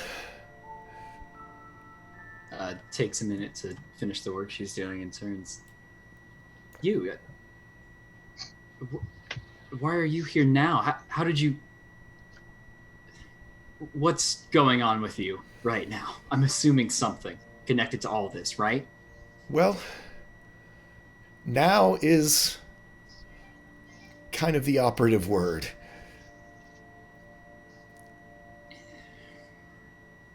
Yeah. Is everyone on their way? I feel like we all might need to be a part of this. And I don't want to hear it twice. I really, truly don't. It's kind of too late or too soon, depending on how you think about it. But sometimes it's best just not to. I want to look to Axel in like a deadpan, like, what's up with this guy? But then I realize it's Axel, and it's just kind of like, I'm the outlier here. So I got, okay, let's just get everyone together. I can predict a headache in my future. So I'll get a kettle on, and we'll figure this out. Things are pretty much wrapping up here, sort of, in the Leaping Lion triage. It looks as though Thelma is wrapping up. She looks at you oddly, though, and goes, Are you why this is working better today?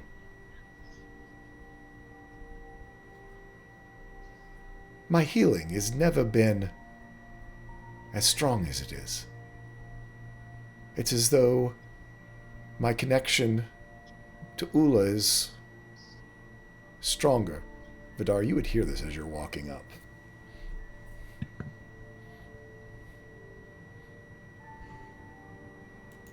Was she saying that to me or to somebody else? She was saying it to Iska as you were doing healing as well. Your healing feels pretty much the same. Sure. Vidar... Go ahead. Yeah, Vidar, you'd be walking up after your encounter with the Duke and some of the things that he said about chaos and divinity. Brings up his hand with Ryan Talia. He thinks, could possibly lead you to this. And another main point is another player back in the field. It's probably the reason why you're feeling as strong as you could be. And I mean, Aldeth might be involved as well. I mean, don't know. I imagine she has a lot to do with healing. So, yeah, could also be something like that. Very possible. Everything's sort of happening at once. Big day, Axel. Big day. Days. Alright, everyone, let's head for the tent. Or for the melee. Lucky you receiving? I'd say by this point, being shaken by Andrew, this young boy, you've probably come to. If nothing else, hearing Vidar in your head and everyone sounding off. Yeah. I'm functioning. Am I still big? At this point, you are still big, but it's your choice if you want to become small. We're in a crowd. I would like to walk up to everyone and, like, as I arrive, get small. Yeah, you sort of almost, it's like this weird perspective thing happening as you sort of shrink down. It's like I'm staying the same distance away. Yeah. Walking in place. Whoa, hi. Whoa, hey. It happens to a lot of people. It's just like it looks like it's suddenly like lags up to you. Luck, if you're on your way over, maybe if you can find some alcohol, I think considering the topic of discussion might be very useful. Oh, I've got a big old barrel of perfect. of some sort of alcohol that I found as I was clearing out wreckage. Oh yeah, there's plenty of alcohol to be found. Again, you all are in the Leaping Lion, which is a tavern itself. As Thelma sees you gather, and after all the help you gave, Iska, you had mentioned get a pot on. She sort of motions you towards the bar, and where there is a sort of small kitchen area, and you're able to get either tea and or stronger, frostier beverages available for folks, or wine, or even stronger shots of things pulled together fairly quickly.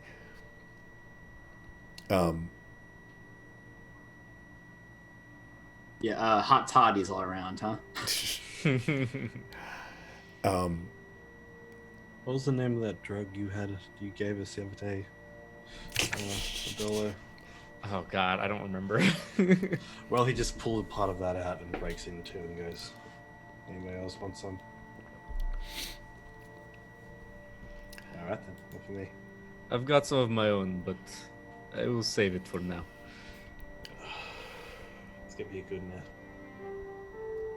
So, Ambrose sits down again.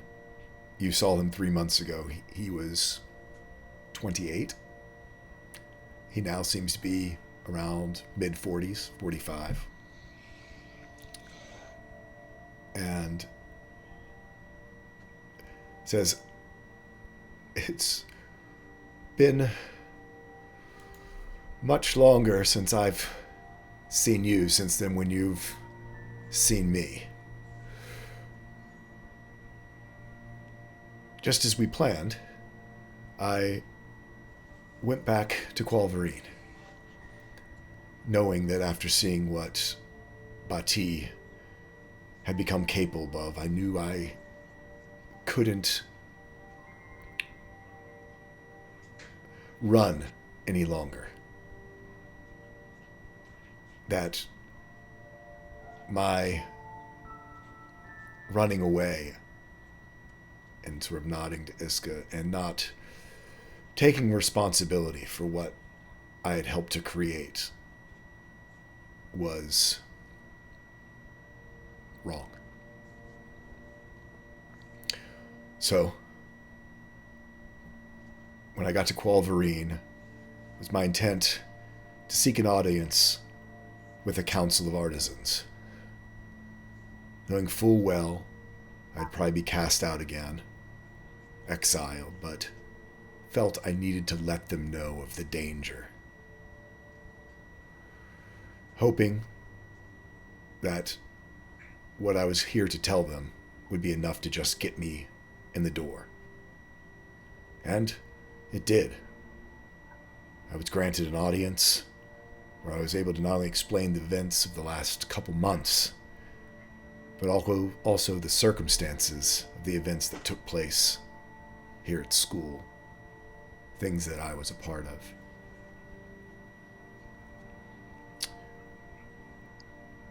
It would seem fate was on my side, and the council gave me a conditional pardon.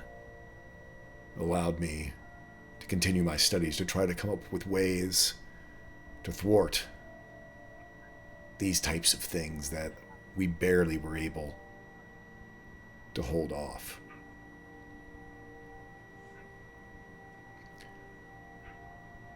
catching up, of course, is one of the great benefits of seeing all of you. But there's more than one reason I'm here. I have a different mission and a burden that I've been carrying for over a decade.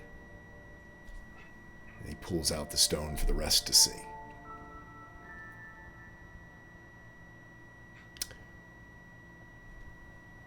This was given to me by you, Iska.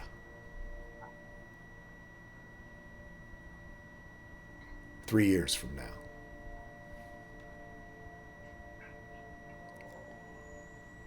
You see, in my timeline and my piece of fate, the tapestry, if it remains as it lays, you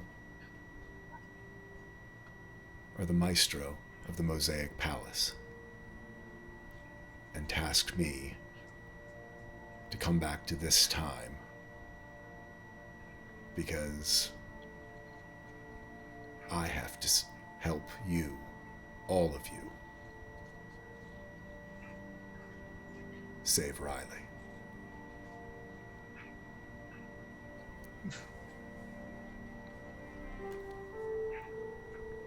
Many questions.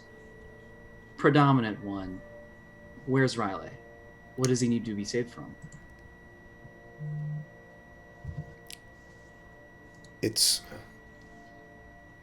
He is in my lab. Just as before, it's a bit more advanced than it was. We can go there now. In fact, that might be best to not discuss anything else here in the open. And, yeah, did I say thank you for that? And thank you. Apparently, Absolutely. in the original, the first time, he was in the tent and was sent to the Archmistress. That's why I was here, waiting for him when you used the ruby key. He recognized me from the Crucible of Souls. I told him I was taking him somewhere safe.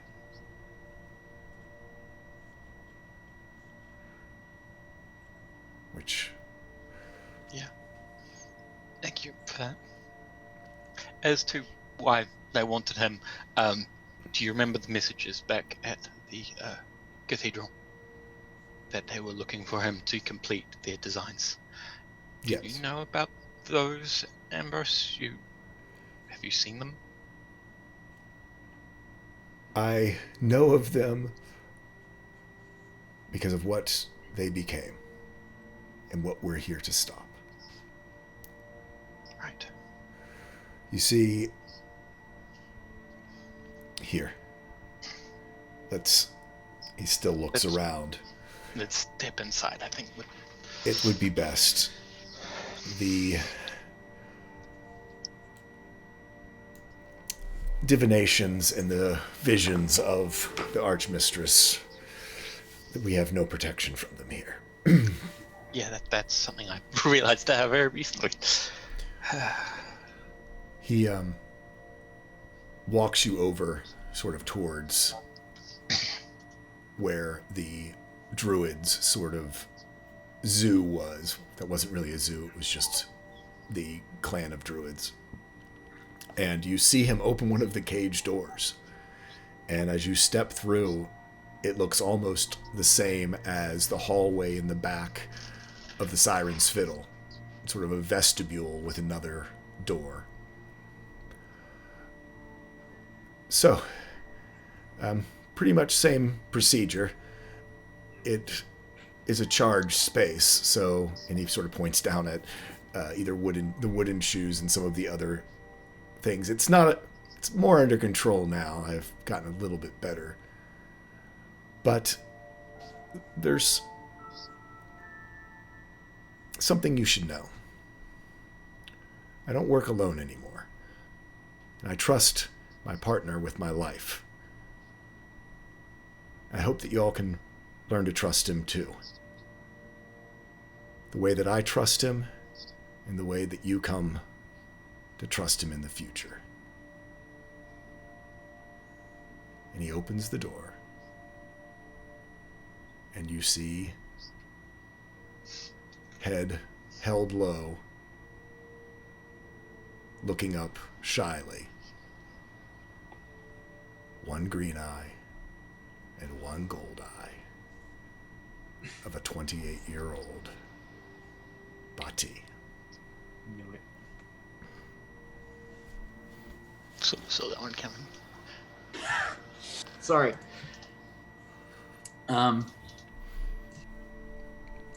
I made the roll. Yep. Iska activates Shrouded Maiden's Will Okay. and pulls the gun up. And because she wanted to save all of her healing spells, besides the one to get her back on her feet, Yep. she had 11 hit points. As she pulls the gun up, and she falls to her knees Look. as it's Yep. 12 hit points deducted from her pool. So Reaches out and just like sort of grabs her. Luna, you got this one? No, because the floor is electric. Yeah. I got Luna this had then. an issue with that. So she is not. I also like grab onto the back of Iska's coat. I am very confused as to what is happening right now. All will be explained, Adolo. Hold on. Sort of his gauntlet lights up as we'll pop in 5 lay on hand points. Come on. That was your dumbest mistake you've ever made.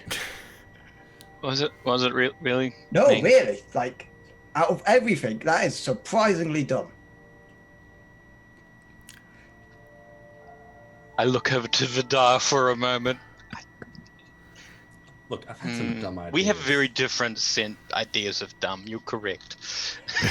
His ideas are dumb, We're so but used to they- Vidar that this thing is usual for people. His ideas work for some reason. That idea did not. Yep. Okay.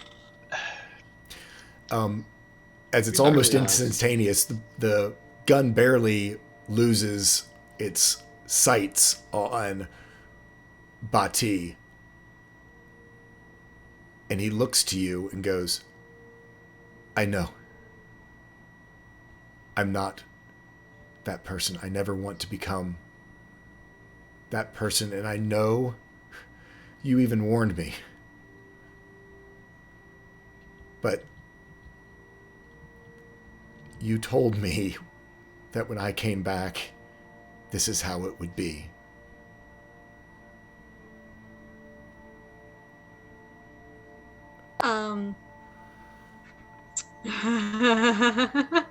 Insight check on that. Yeah. Both of y'all can do an insight check. Yeah. Luke's going to walk up to him. Not even 1 feet between them. Yep. You've hurt a lot of good people. You made a lot of people cry. A lot of blood is on your hands.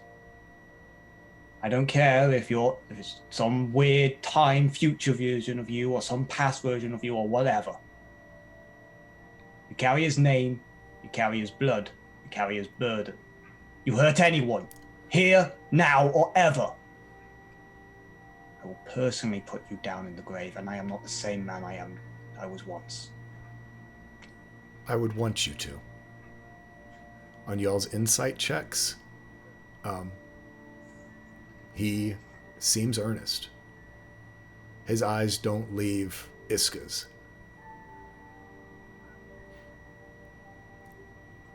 It took Celia's gonna pull her dagger of natural causes and point it at him. And she says, you make one wrong move, if you even look at Iska the wrong way, this goes here. I know.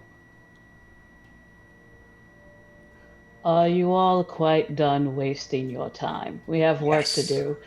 Hatred is a luxury. Let's go. He looks at Iska, still her mind, seeing Iska still conflicted. You gave me something to help me always remember the person I became before you changed my fate. And he holds out a stone. It's the ambition stone. The stone that Iska is carrying right now. You told me the dangers, and you gave this to me to always remind me.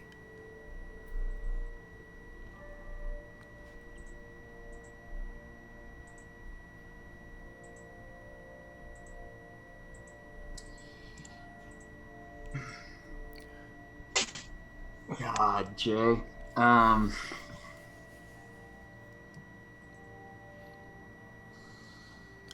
Play it however you want it, man.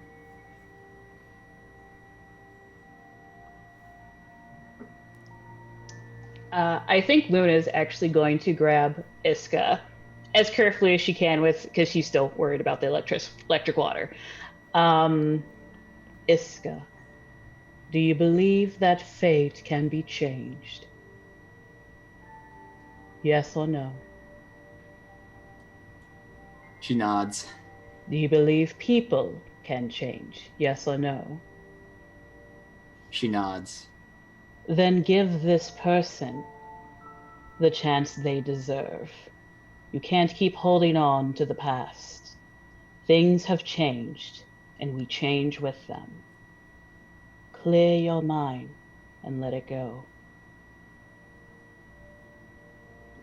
She does not nod. She just kind of stares at you.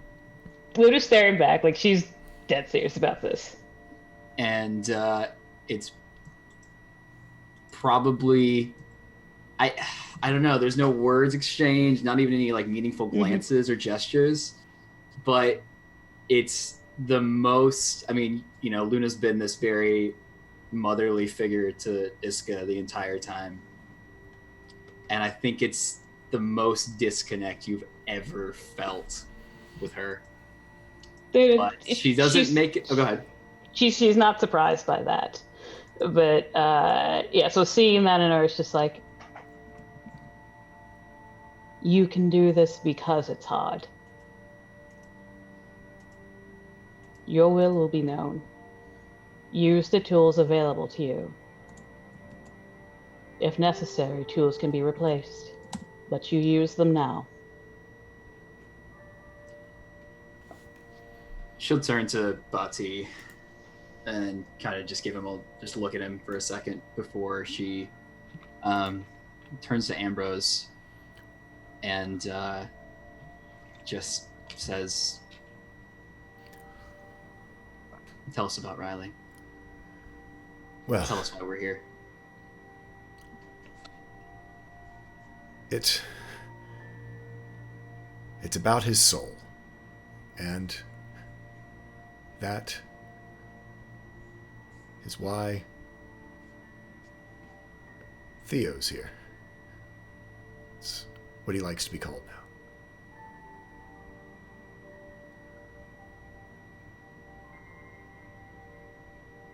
I know this is hard, but there is no one who knows more about souls than Bati did, and Theo has grown to know now.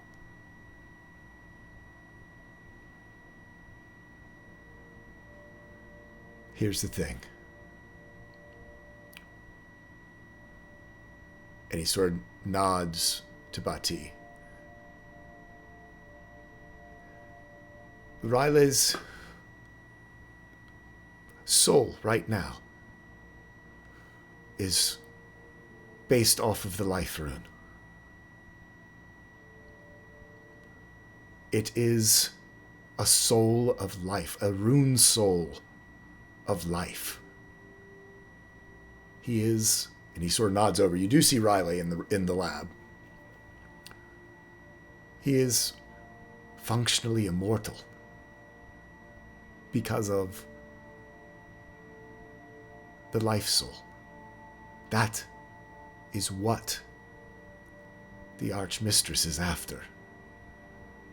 She wants to shatter what he has and plant it in her void forged and make an immortal army that will be indestructible.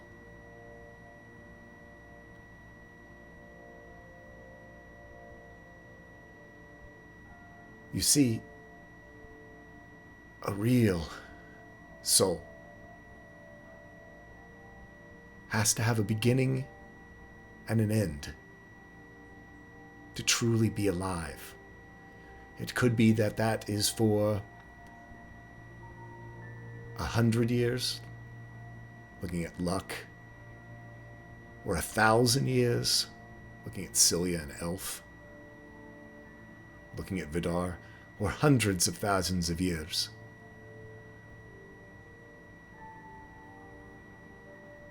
But if there is no end, there can never truly be a beginning. So,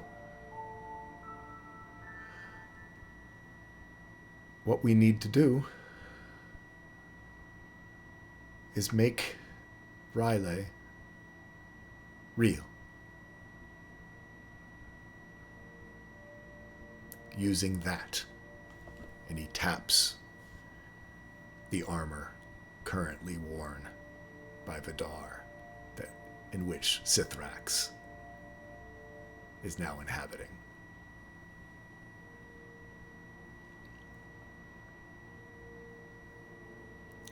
Combine the life rune and the death rune together.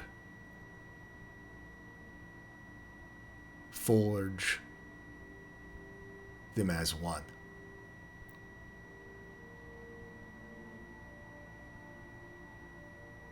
Through storm and soul,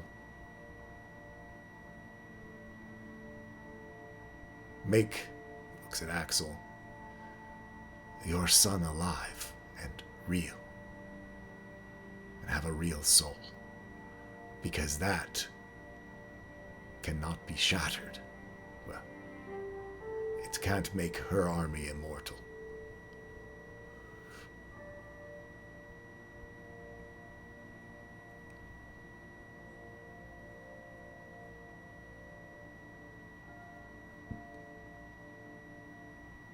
Sort of Axel's just sort of been staring at them quite still through this whole speech, and he just glances over to Riley and to the armor. Is there seats, someplace to sit around here? Oh yeah, there's workbenches and other places. Yeah.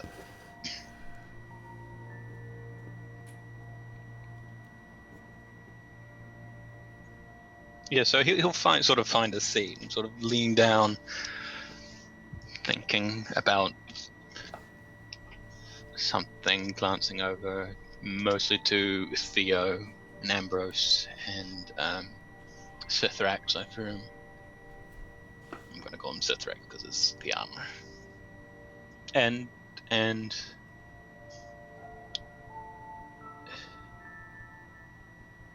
what would that mean for Riley and Sithrax? As who they are.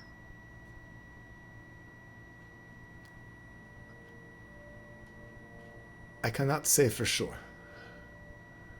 I believe their individual personalities will still be individual, but there will be blending as well.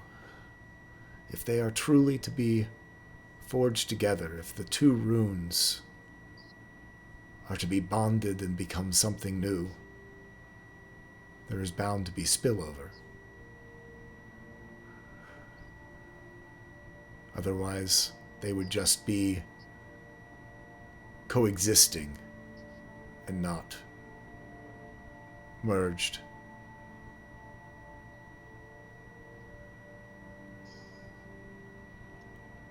He'll pull out one of his books.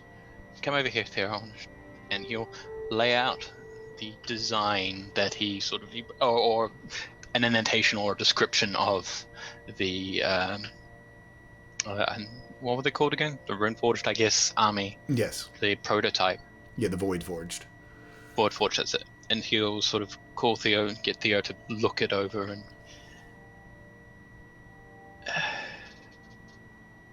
is there, I suppose this is a different idea. This is something different, but if this process, is there a way to save these?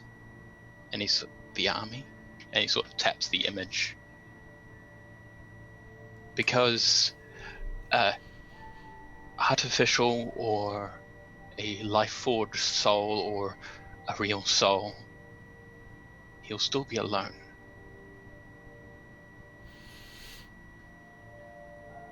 Well, he'll have me, but he'll be Sithrax and him, and you, Riley.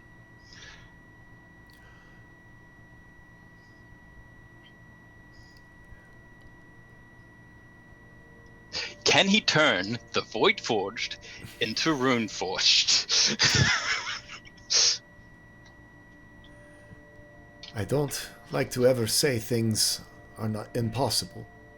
I think I would have told you some of the things that Ambrose told me that I did were impossible. I would have told you Lad was impossible with his storm soul.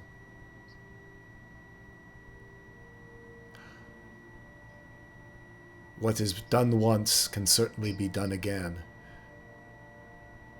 Life and death, you master these runes. Once they are combined, perhaps there will be a new rune that you will learn to create more. As far as the Void Forged, they are the inverse. Compatible. So, could there be a process that is similar for them? Yes. It's alright. It's just, you have an idea, and you have a hope, and I mean, in the end, I don't make the decision when it comes to this. It's Riley and Sithrax. Do you guys want to go through this?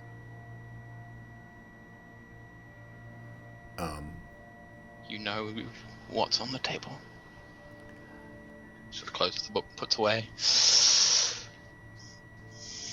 I'm gonna let you answer for Riley.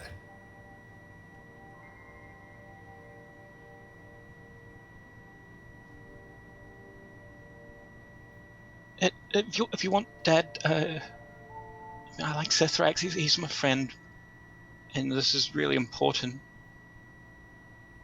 I don't know what it means, though. But if you want.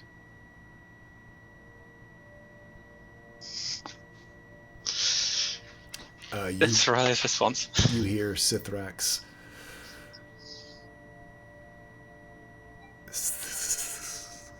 This is just a fragment of all that I am. To see where it leads. For death to be given life. Now that's something new.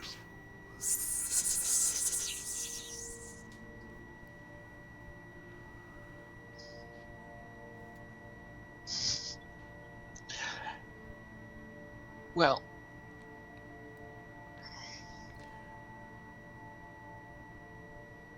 as long as it doesn't hurt to try.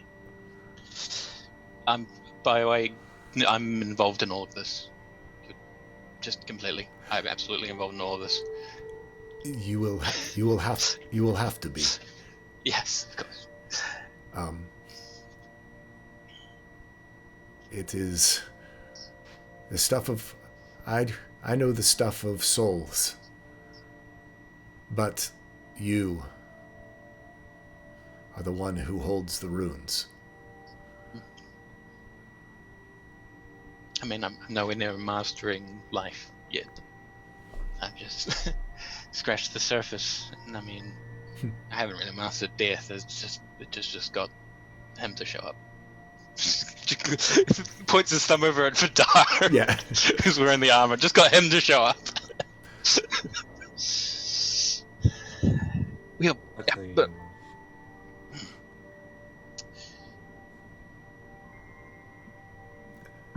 well, yeah. One can, yeah. We'll need the armor. We will put it on Riley. And That's taken off. between Storm and Soul and Rune, and it will take faith. Looks to Iska. I will avoid looking at Iska. Both no pressure at all from Exegol. No pressure, just trying to save my son. No pressure, though. None. Don't. It's fine. No pressure. Don't fuck up. That's just like, yeah, no, this is like, okay.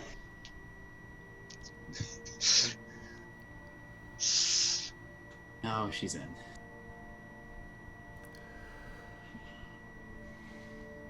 The rest of you are welcome to stay. Ambrose pipes in and just goes, it's gonna take a bit. But There's the option to leave. Luna's gone. yeah. What we, She hates me in maybe here.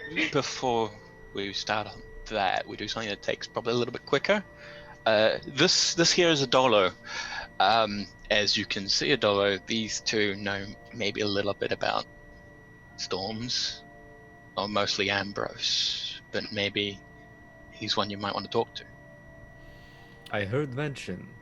I was waiting to ask. I did not want to interrupt. I guess I can maybe help. What do you have? A missive of sorts, I believe. Well, perhaps it would be easier to show you. Okay. I was tasked with these. They are inscribed with the language of storms. Oh, let me take a look. And he comes over and he sort of asks permission if he can touch them. By all means. And he grabs onto the two of them, one with each hand, and sort of goes to turn them over. And you hear a click. And for probably the first time in a very long time, these manacles, bracers, cuffs open and basically fall into Ambrose's hands. Sorry, I didn't mean to.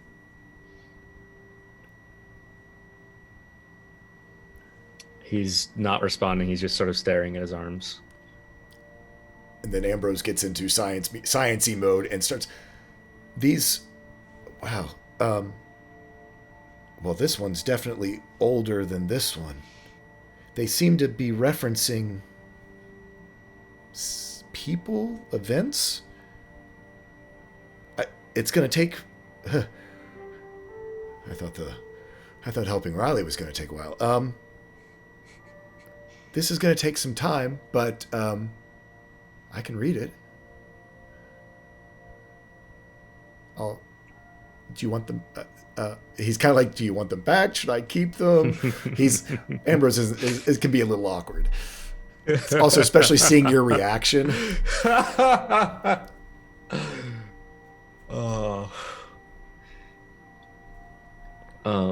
Idolo's form slowly shifts back down to his natural changeling state. No. I don't need them back. Thank you. Thank you very much. Okay. I'll get to this. And he sort of sets them aside.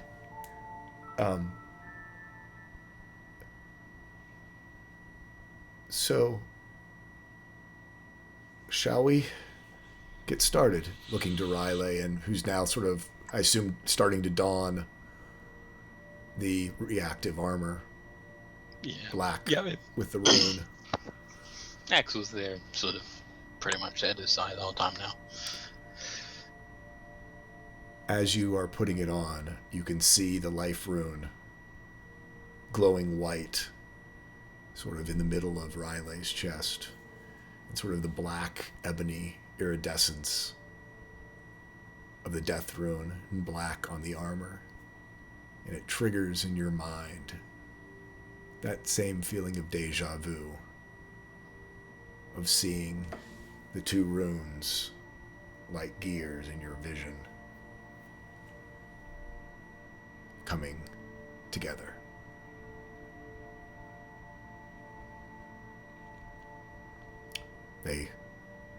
Who all is staying? Who's leaving? What's our folks up to? Luna is gone. Luna's gone. I would, if you don't mind staying, I would like as many of you to stay as possible. Yeah, I mean, we're just as much family here. So Celia kind of opens the side of her cloak and says, "Come on out." You see Lad Ambrose gets completely distracted. Look at you! And she looks to Lad Jr. and says, given the fact that Ambrose is involved here, maybe you can help them.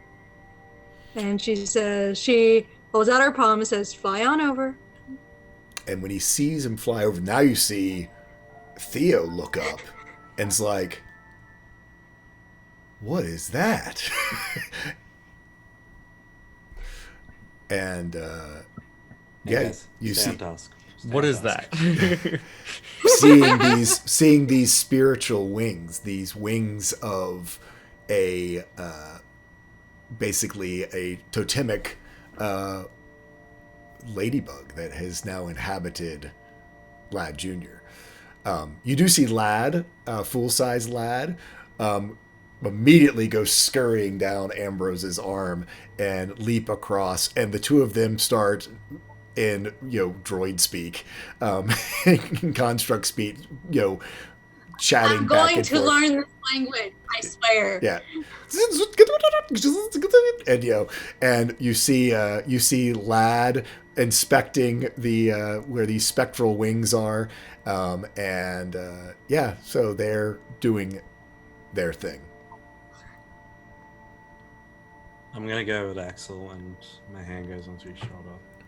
I pull him into a hug.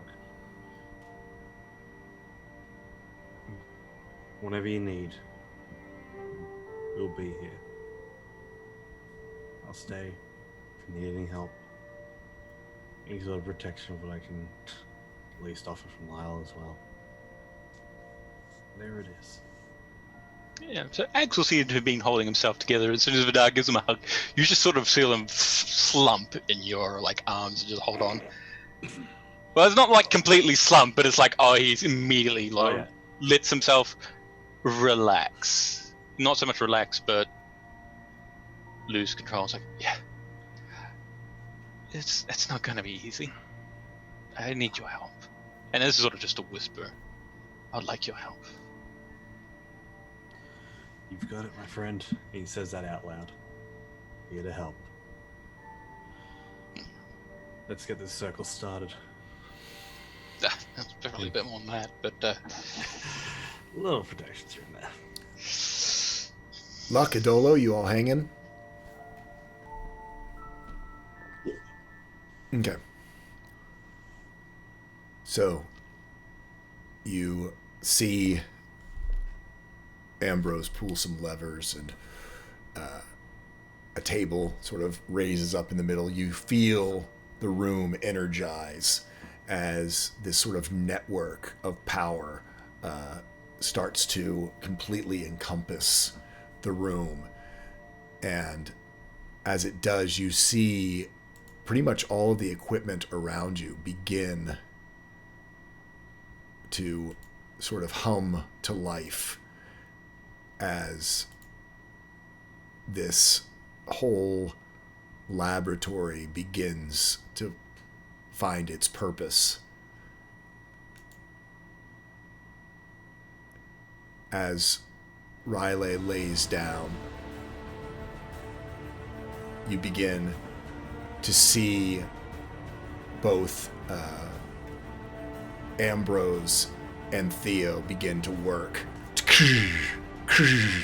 You see tools come together, and they look to Axel for help with the runes. I need you to roll me an Arcana check. all right. At the same time, Iska, they call you, and to help guide the threads of fate, roll me a D100. Arcana check. Can I use advantage on this one? You certainly can use advantage on this. I'm using Axel's gonna use every little ability he can do. With a 21 and an 85, you see as the armor and the rune begin to merge together to make this new rune begin to form upon all of this that is happening and that is going on. You see sort of this glow begin to overtake Riley as they work even more, harder. The tools coming out, you see each plate of the reactive armor sort of reform itself. The bracers sort of now becoming more like the actual plates that make up the coverings on top of Riley's own form, made of both metal and of natural substances. And it becomes this something new. You watch as what had been sort of his barky, sinewy, organic, roots-bound sinew of his muscles seems to begin to soften and merge together. You see across his form, where before it was very hard edges and sort of twisted organics, begin to soften and become more one surface, sort of first sprouting from his chest underneath the armor. You can see it almost looks like the skin of a peach begin to form over top of his arms, forming real skin instead of sort of the open construct look that it had before. The two runes merge further together, the armor almost invisible now, as it's becoming a part of his plating, and the plating itself seeming to sink underneath of this new outer coating, this almost flesh-like exterior. The only thing remaining is the faceplate that you had always looked at, sort of the frozen face of Riley, still sits upon his head. The hair that had changed so many times from different types of grasses or vines becomes much finer, almost like real hair. Still looking somewhat botanical in nature, but not nearly as a direct correlation to individual plants as it had before. You do see Riley wince once or twice during this. And then it seems to be over. You look down at still somewhat plant-based, but very humanoid form. You see Riley move,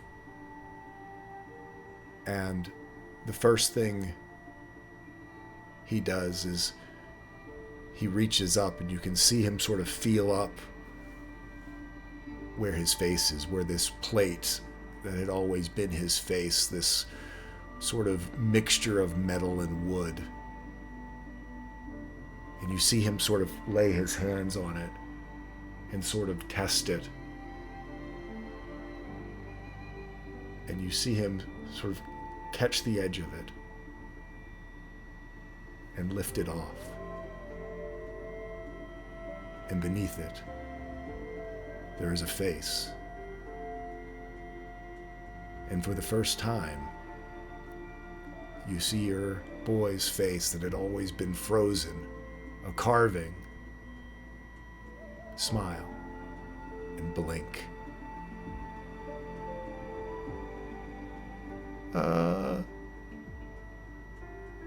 Dad?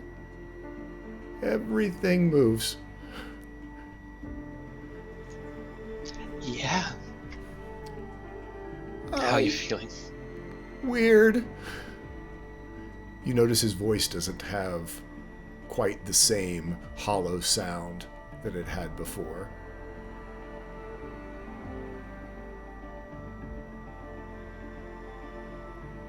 But good? Is it good?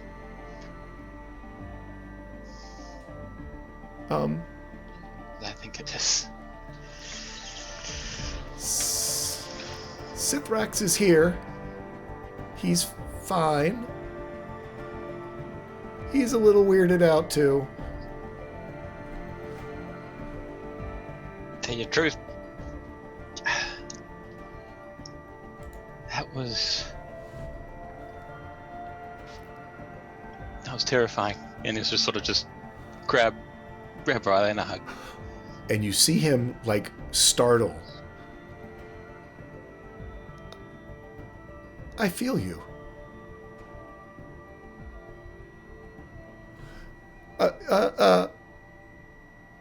Like, not just that you're there, but oh, like, and he puts his arms on.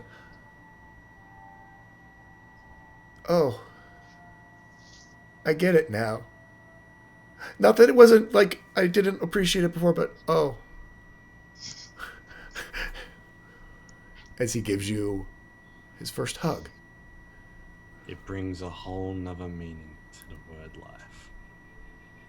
That right there. Wow.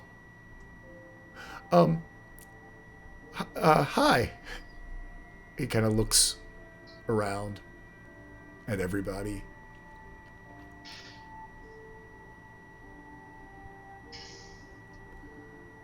Axel sort of pull back and smile at him. You've got a lot to learn, but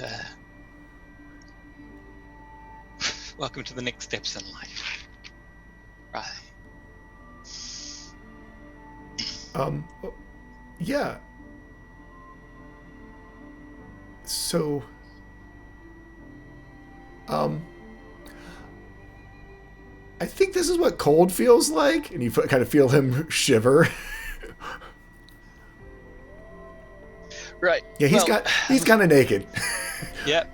Well, he is also not anatomically correct. So, but Ken doll. He is a Ken doll. He is a Ken doll. So he'll grab. Does he also look tabaxi? No, he actually looks humanoid. He does not look completely tabaxi. His features on his face are a little bit feline-like. There definitely is a mark of Axel upon how his face has formed. Got cat ears. It's got 2 cat ears. He's like an anime cat girl. I turn to Luck and I say, "Don't you dare say anything about a little mom." Yeah. Axel will get the cloak of the Reggie Miraja that took off and sort of put it over him as a cover up. Well, we'll get you clothes now you need them. Yeah. Dress up and warm. And he did keep all of his size and bulk. I mean, he is a juggernaut, still a juggernaut. Warforged. So, pretty much all but Adolo's transformed size, but just sort of this, botanical, biological version of one. Yeah, giant anime cat boy. Thank you, Speedy. Glad we invited you along. Device is anime. Device is anime. You're welcome. Does anyone have spare clothes that'll fit him? I mean, he didn't really wear armor or. Oh, you were asking me, or you were asking? I'm sorry, you were asking. No, I was acting probably pretty much a Dolo and Luck, really. Well, the tailor closest to left, but she can closest to usually his work side. later. At least something for now. I think I have something, and I reach into my pouch and I pull out what is essentially like a skirt, which is like Adolo doesn't wear many clothes. Like he's bare chested. Yeah. The whole time, but it's something. It's a kilt. It's a kilt. I mean, it works. Yeah. I've got socks. It's a battle skirt. Vidar takes off his coat and wraps it around Riley's shoulder. You're a bit big. You won't fit the sleeves, but it'll cover up. But we'll get you some clothes that you keep you warm. And, Do I even want to know how this works at all, or do I just nod and say yes? You immediately see Theo going, well, if you would like, what we basically did okay, is... nod and say yes. I just laughed. Right. I was like... Right. Oh, yes, right. Iska reminded me. I'm sorry. And he then just puts his head down and like goes and be quiet in a corner, Theo, knowing that he's in... Not to the best spot. So, yeah, he'll help Riley to his feet as well. Help him. Yeah, he gets off the figure out how to table move in this new body. And stands up. He actually is, somewhat steady, but it's different. It is far more organic than it was before. Than his construct body. His movements are still kind of jerky, but you can tell have the ability to be more fluid. Can I tell if he breathes? He is absolutely breathing. I'll say nothing about that. Just don't make him think about it and be fine. Yep. Actually, he does mention, he's like, what's that smell? I guess smell? That's probably the amount of blood and gore on the majority of us. There's a lot of smells around, but we'll work them sort out. Of just prestidigitate the smell of bacon sort of around the area. He doesn't recognize it. Wow. That what? That is bacon. Oh, No wonder. He kind of looks at Vidar. It's like, wow, I'm having flashbacks. This is surreal. It's a little bit like the Vidar becoming Vidar transformation. Yeah. A lot like, actually. Trust me, kid. You can't pass coins. Oh, I wait, just, do I have to eat now? It's a hassle, probably. but I it's also really walk over and just slap Vidar in the back of the head, quite like, oi. That also means you can drink now. Oh, like Mr. Luck. No. Yeah, great role No. model, Mr. Luck. But whenever he's the one who never gets silly when he drinks. All the rest of you all do. He doesn't ever get silly. We'll have to see how it works out. Just There's a lot because of he's discovering. right doesn't make him right.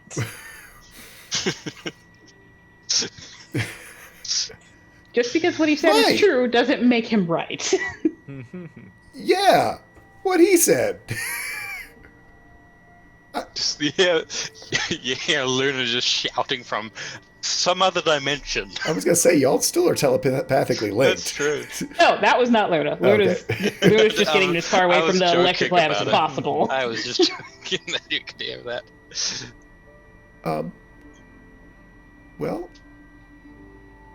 should we go see if more people need help? And so he looks to Ambrose. Does this mean I'm safe, or is she still going to want to come get me?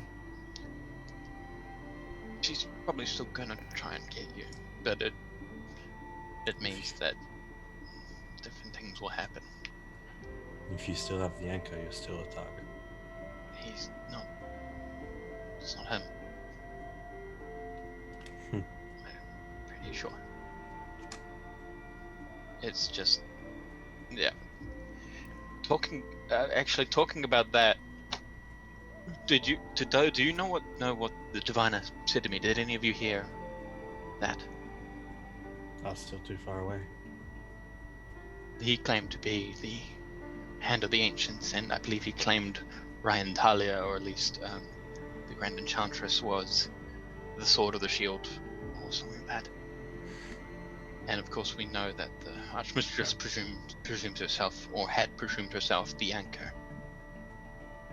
That's Which means there's still more claims to be accounted for among the Arcana Mystica. If this is, they kind of, I guess they believe they're fulfilling the prophecy. And he said as much. It's like, oh no, it's not me. It's not you guys. You're not fulfilling it. It's me. Something like that. Before I messed everything up. But yes. The last something to be aware hand of the ancients, and he's going to pull out a daggers. The last hand of the ancients had these. Would you like one, Malik? So they're curved daggers, right? Yep. They look They're like just fangs. like the ones he has. Like the ones he has. Sure. I'll I'm reach sure over and take them. He's a little sleepy, but... And... Cilia, I have a proposal for you. Pulls out. What? She loves that dumb Eladrin too. Maybe you two could form a bond.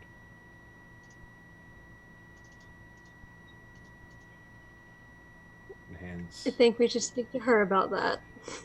That's a good point. She's See what really she hot in my thinks. hand, to be honest. Yeah, you get Something like a this. flash of heat, and Ambrose. Well, I guess talking about roles and stuff. It wasn't the soul we thought it would be, but it was my burden to make it come about. Riley, is now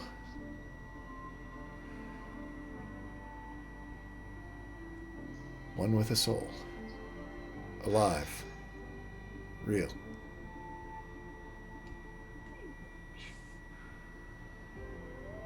Person. So, Turns home.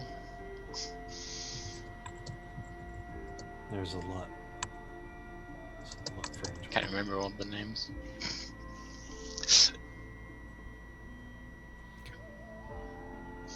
and as you all stand around and Riley takes in the world as a living being, that is where we will wrap up our session of the Vice today. And No cliffhanger, no evil laughing off screen, nothing? no. Well, Yeah, I think we've still got more to get through. when Axel's it a comes lich, to but that's a given. So. unloading all this. What? so Yeah, but I'm trying to jinx us. we actually are off next week, but we will be back 2 weeks with our final episode with Adolo as we translate the bracers from the southern continent and find out what all the language of storms has to say, and perhaps where our party will be going to, or what's next on the agenda. We can go around real quick, let our group tell us where we can find them out on the internet. And I do hope that you all enjoyed our story today and all the, I know, major lore drops of that went on as well. So let's start off with Tree Hugging Druid, the good, the bad, and the who knows. Chaotic? The good, the bad, and the chaotic. Let's be honest, that's how she is. Hi, you can go follow me on Twitter. I don't really tweet things, but I retweet when things are happening, and I will link it in the chat once I actually get to my profile and get the profile copied. That's about it. Like, I don't. You can find me here. It's fun. Cool. Next up is Good Guy Pie, the man with the 100 on the D100. Dice love me. I'm a dice man, you know. Dice come up to me and I say, "Hey, Dice, you want to do some bowling?" And they do the bowling, and I don't know how this works. It just does. All right, it just does. And to further extend my point, extrapolate my point, whatever. I am Good Guy Pie. Too Good To Go on Twitter. The dog disagrees on me. Maybe I'm not that good. I'm also Good Guy Pie on the Twitches, and you can catch me playing Hand of Fate 2. Look at that segue. Yes, I'm that good that I play Hand of Fate, and I'm good at it because. Yeah, and next up we have Not So Speedruns. Hello. Please tell me you actually really accidentally fell off your chair. Next up, Speedy. He seems fine. Hello.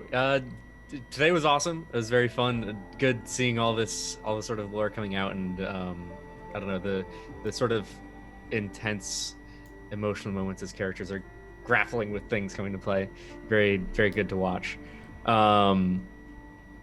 I am Speedy. You can find me places as Not So Speedruns. I do actually stream now. I streamed twice in the past week. Incredible.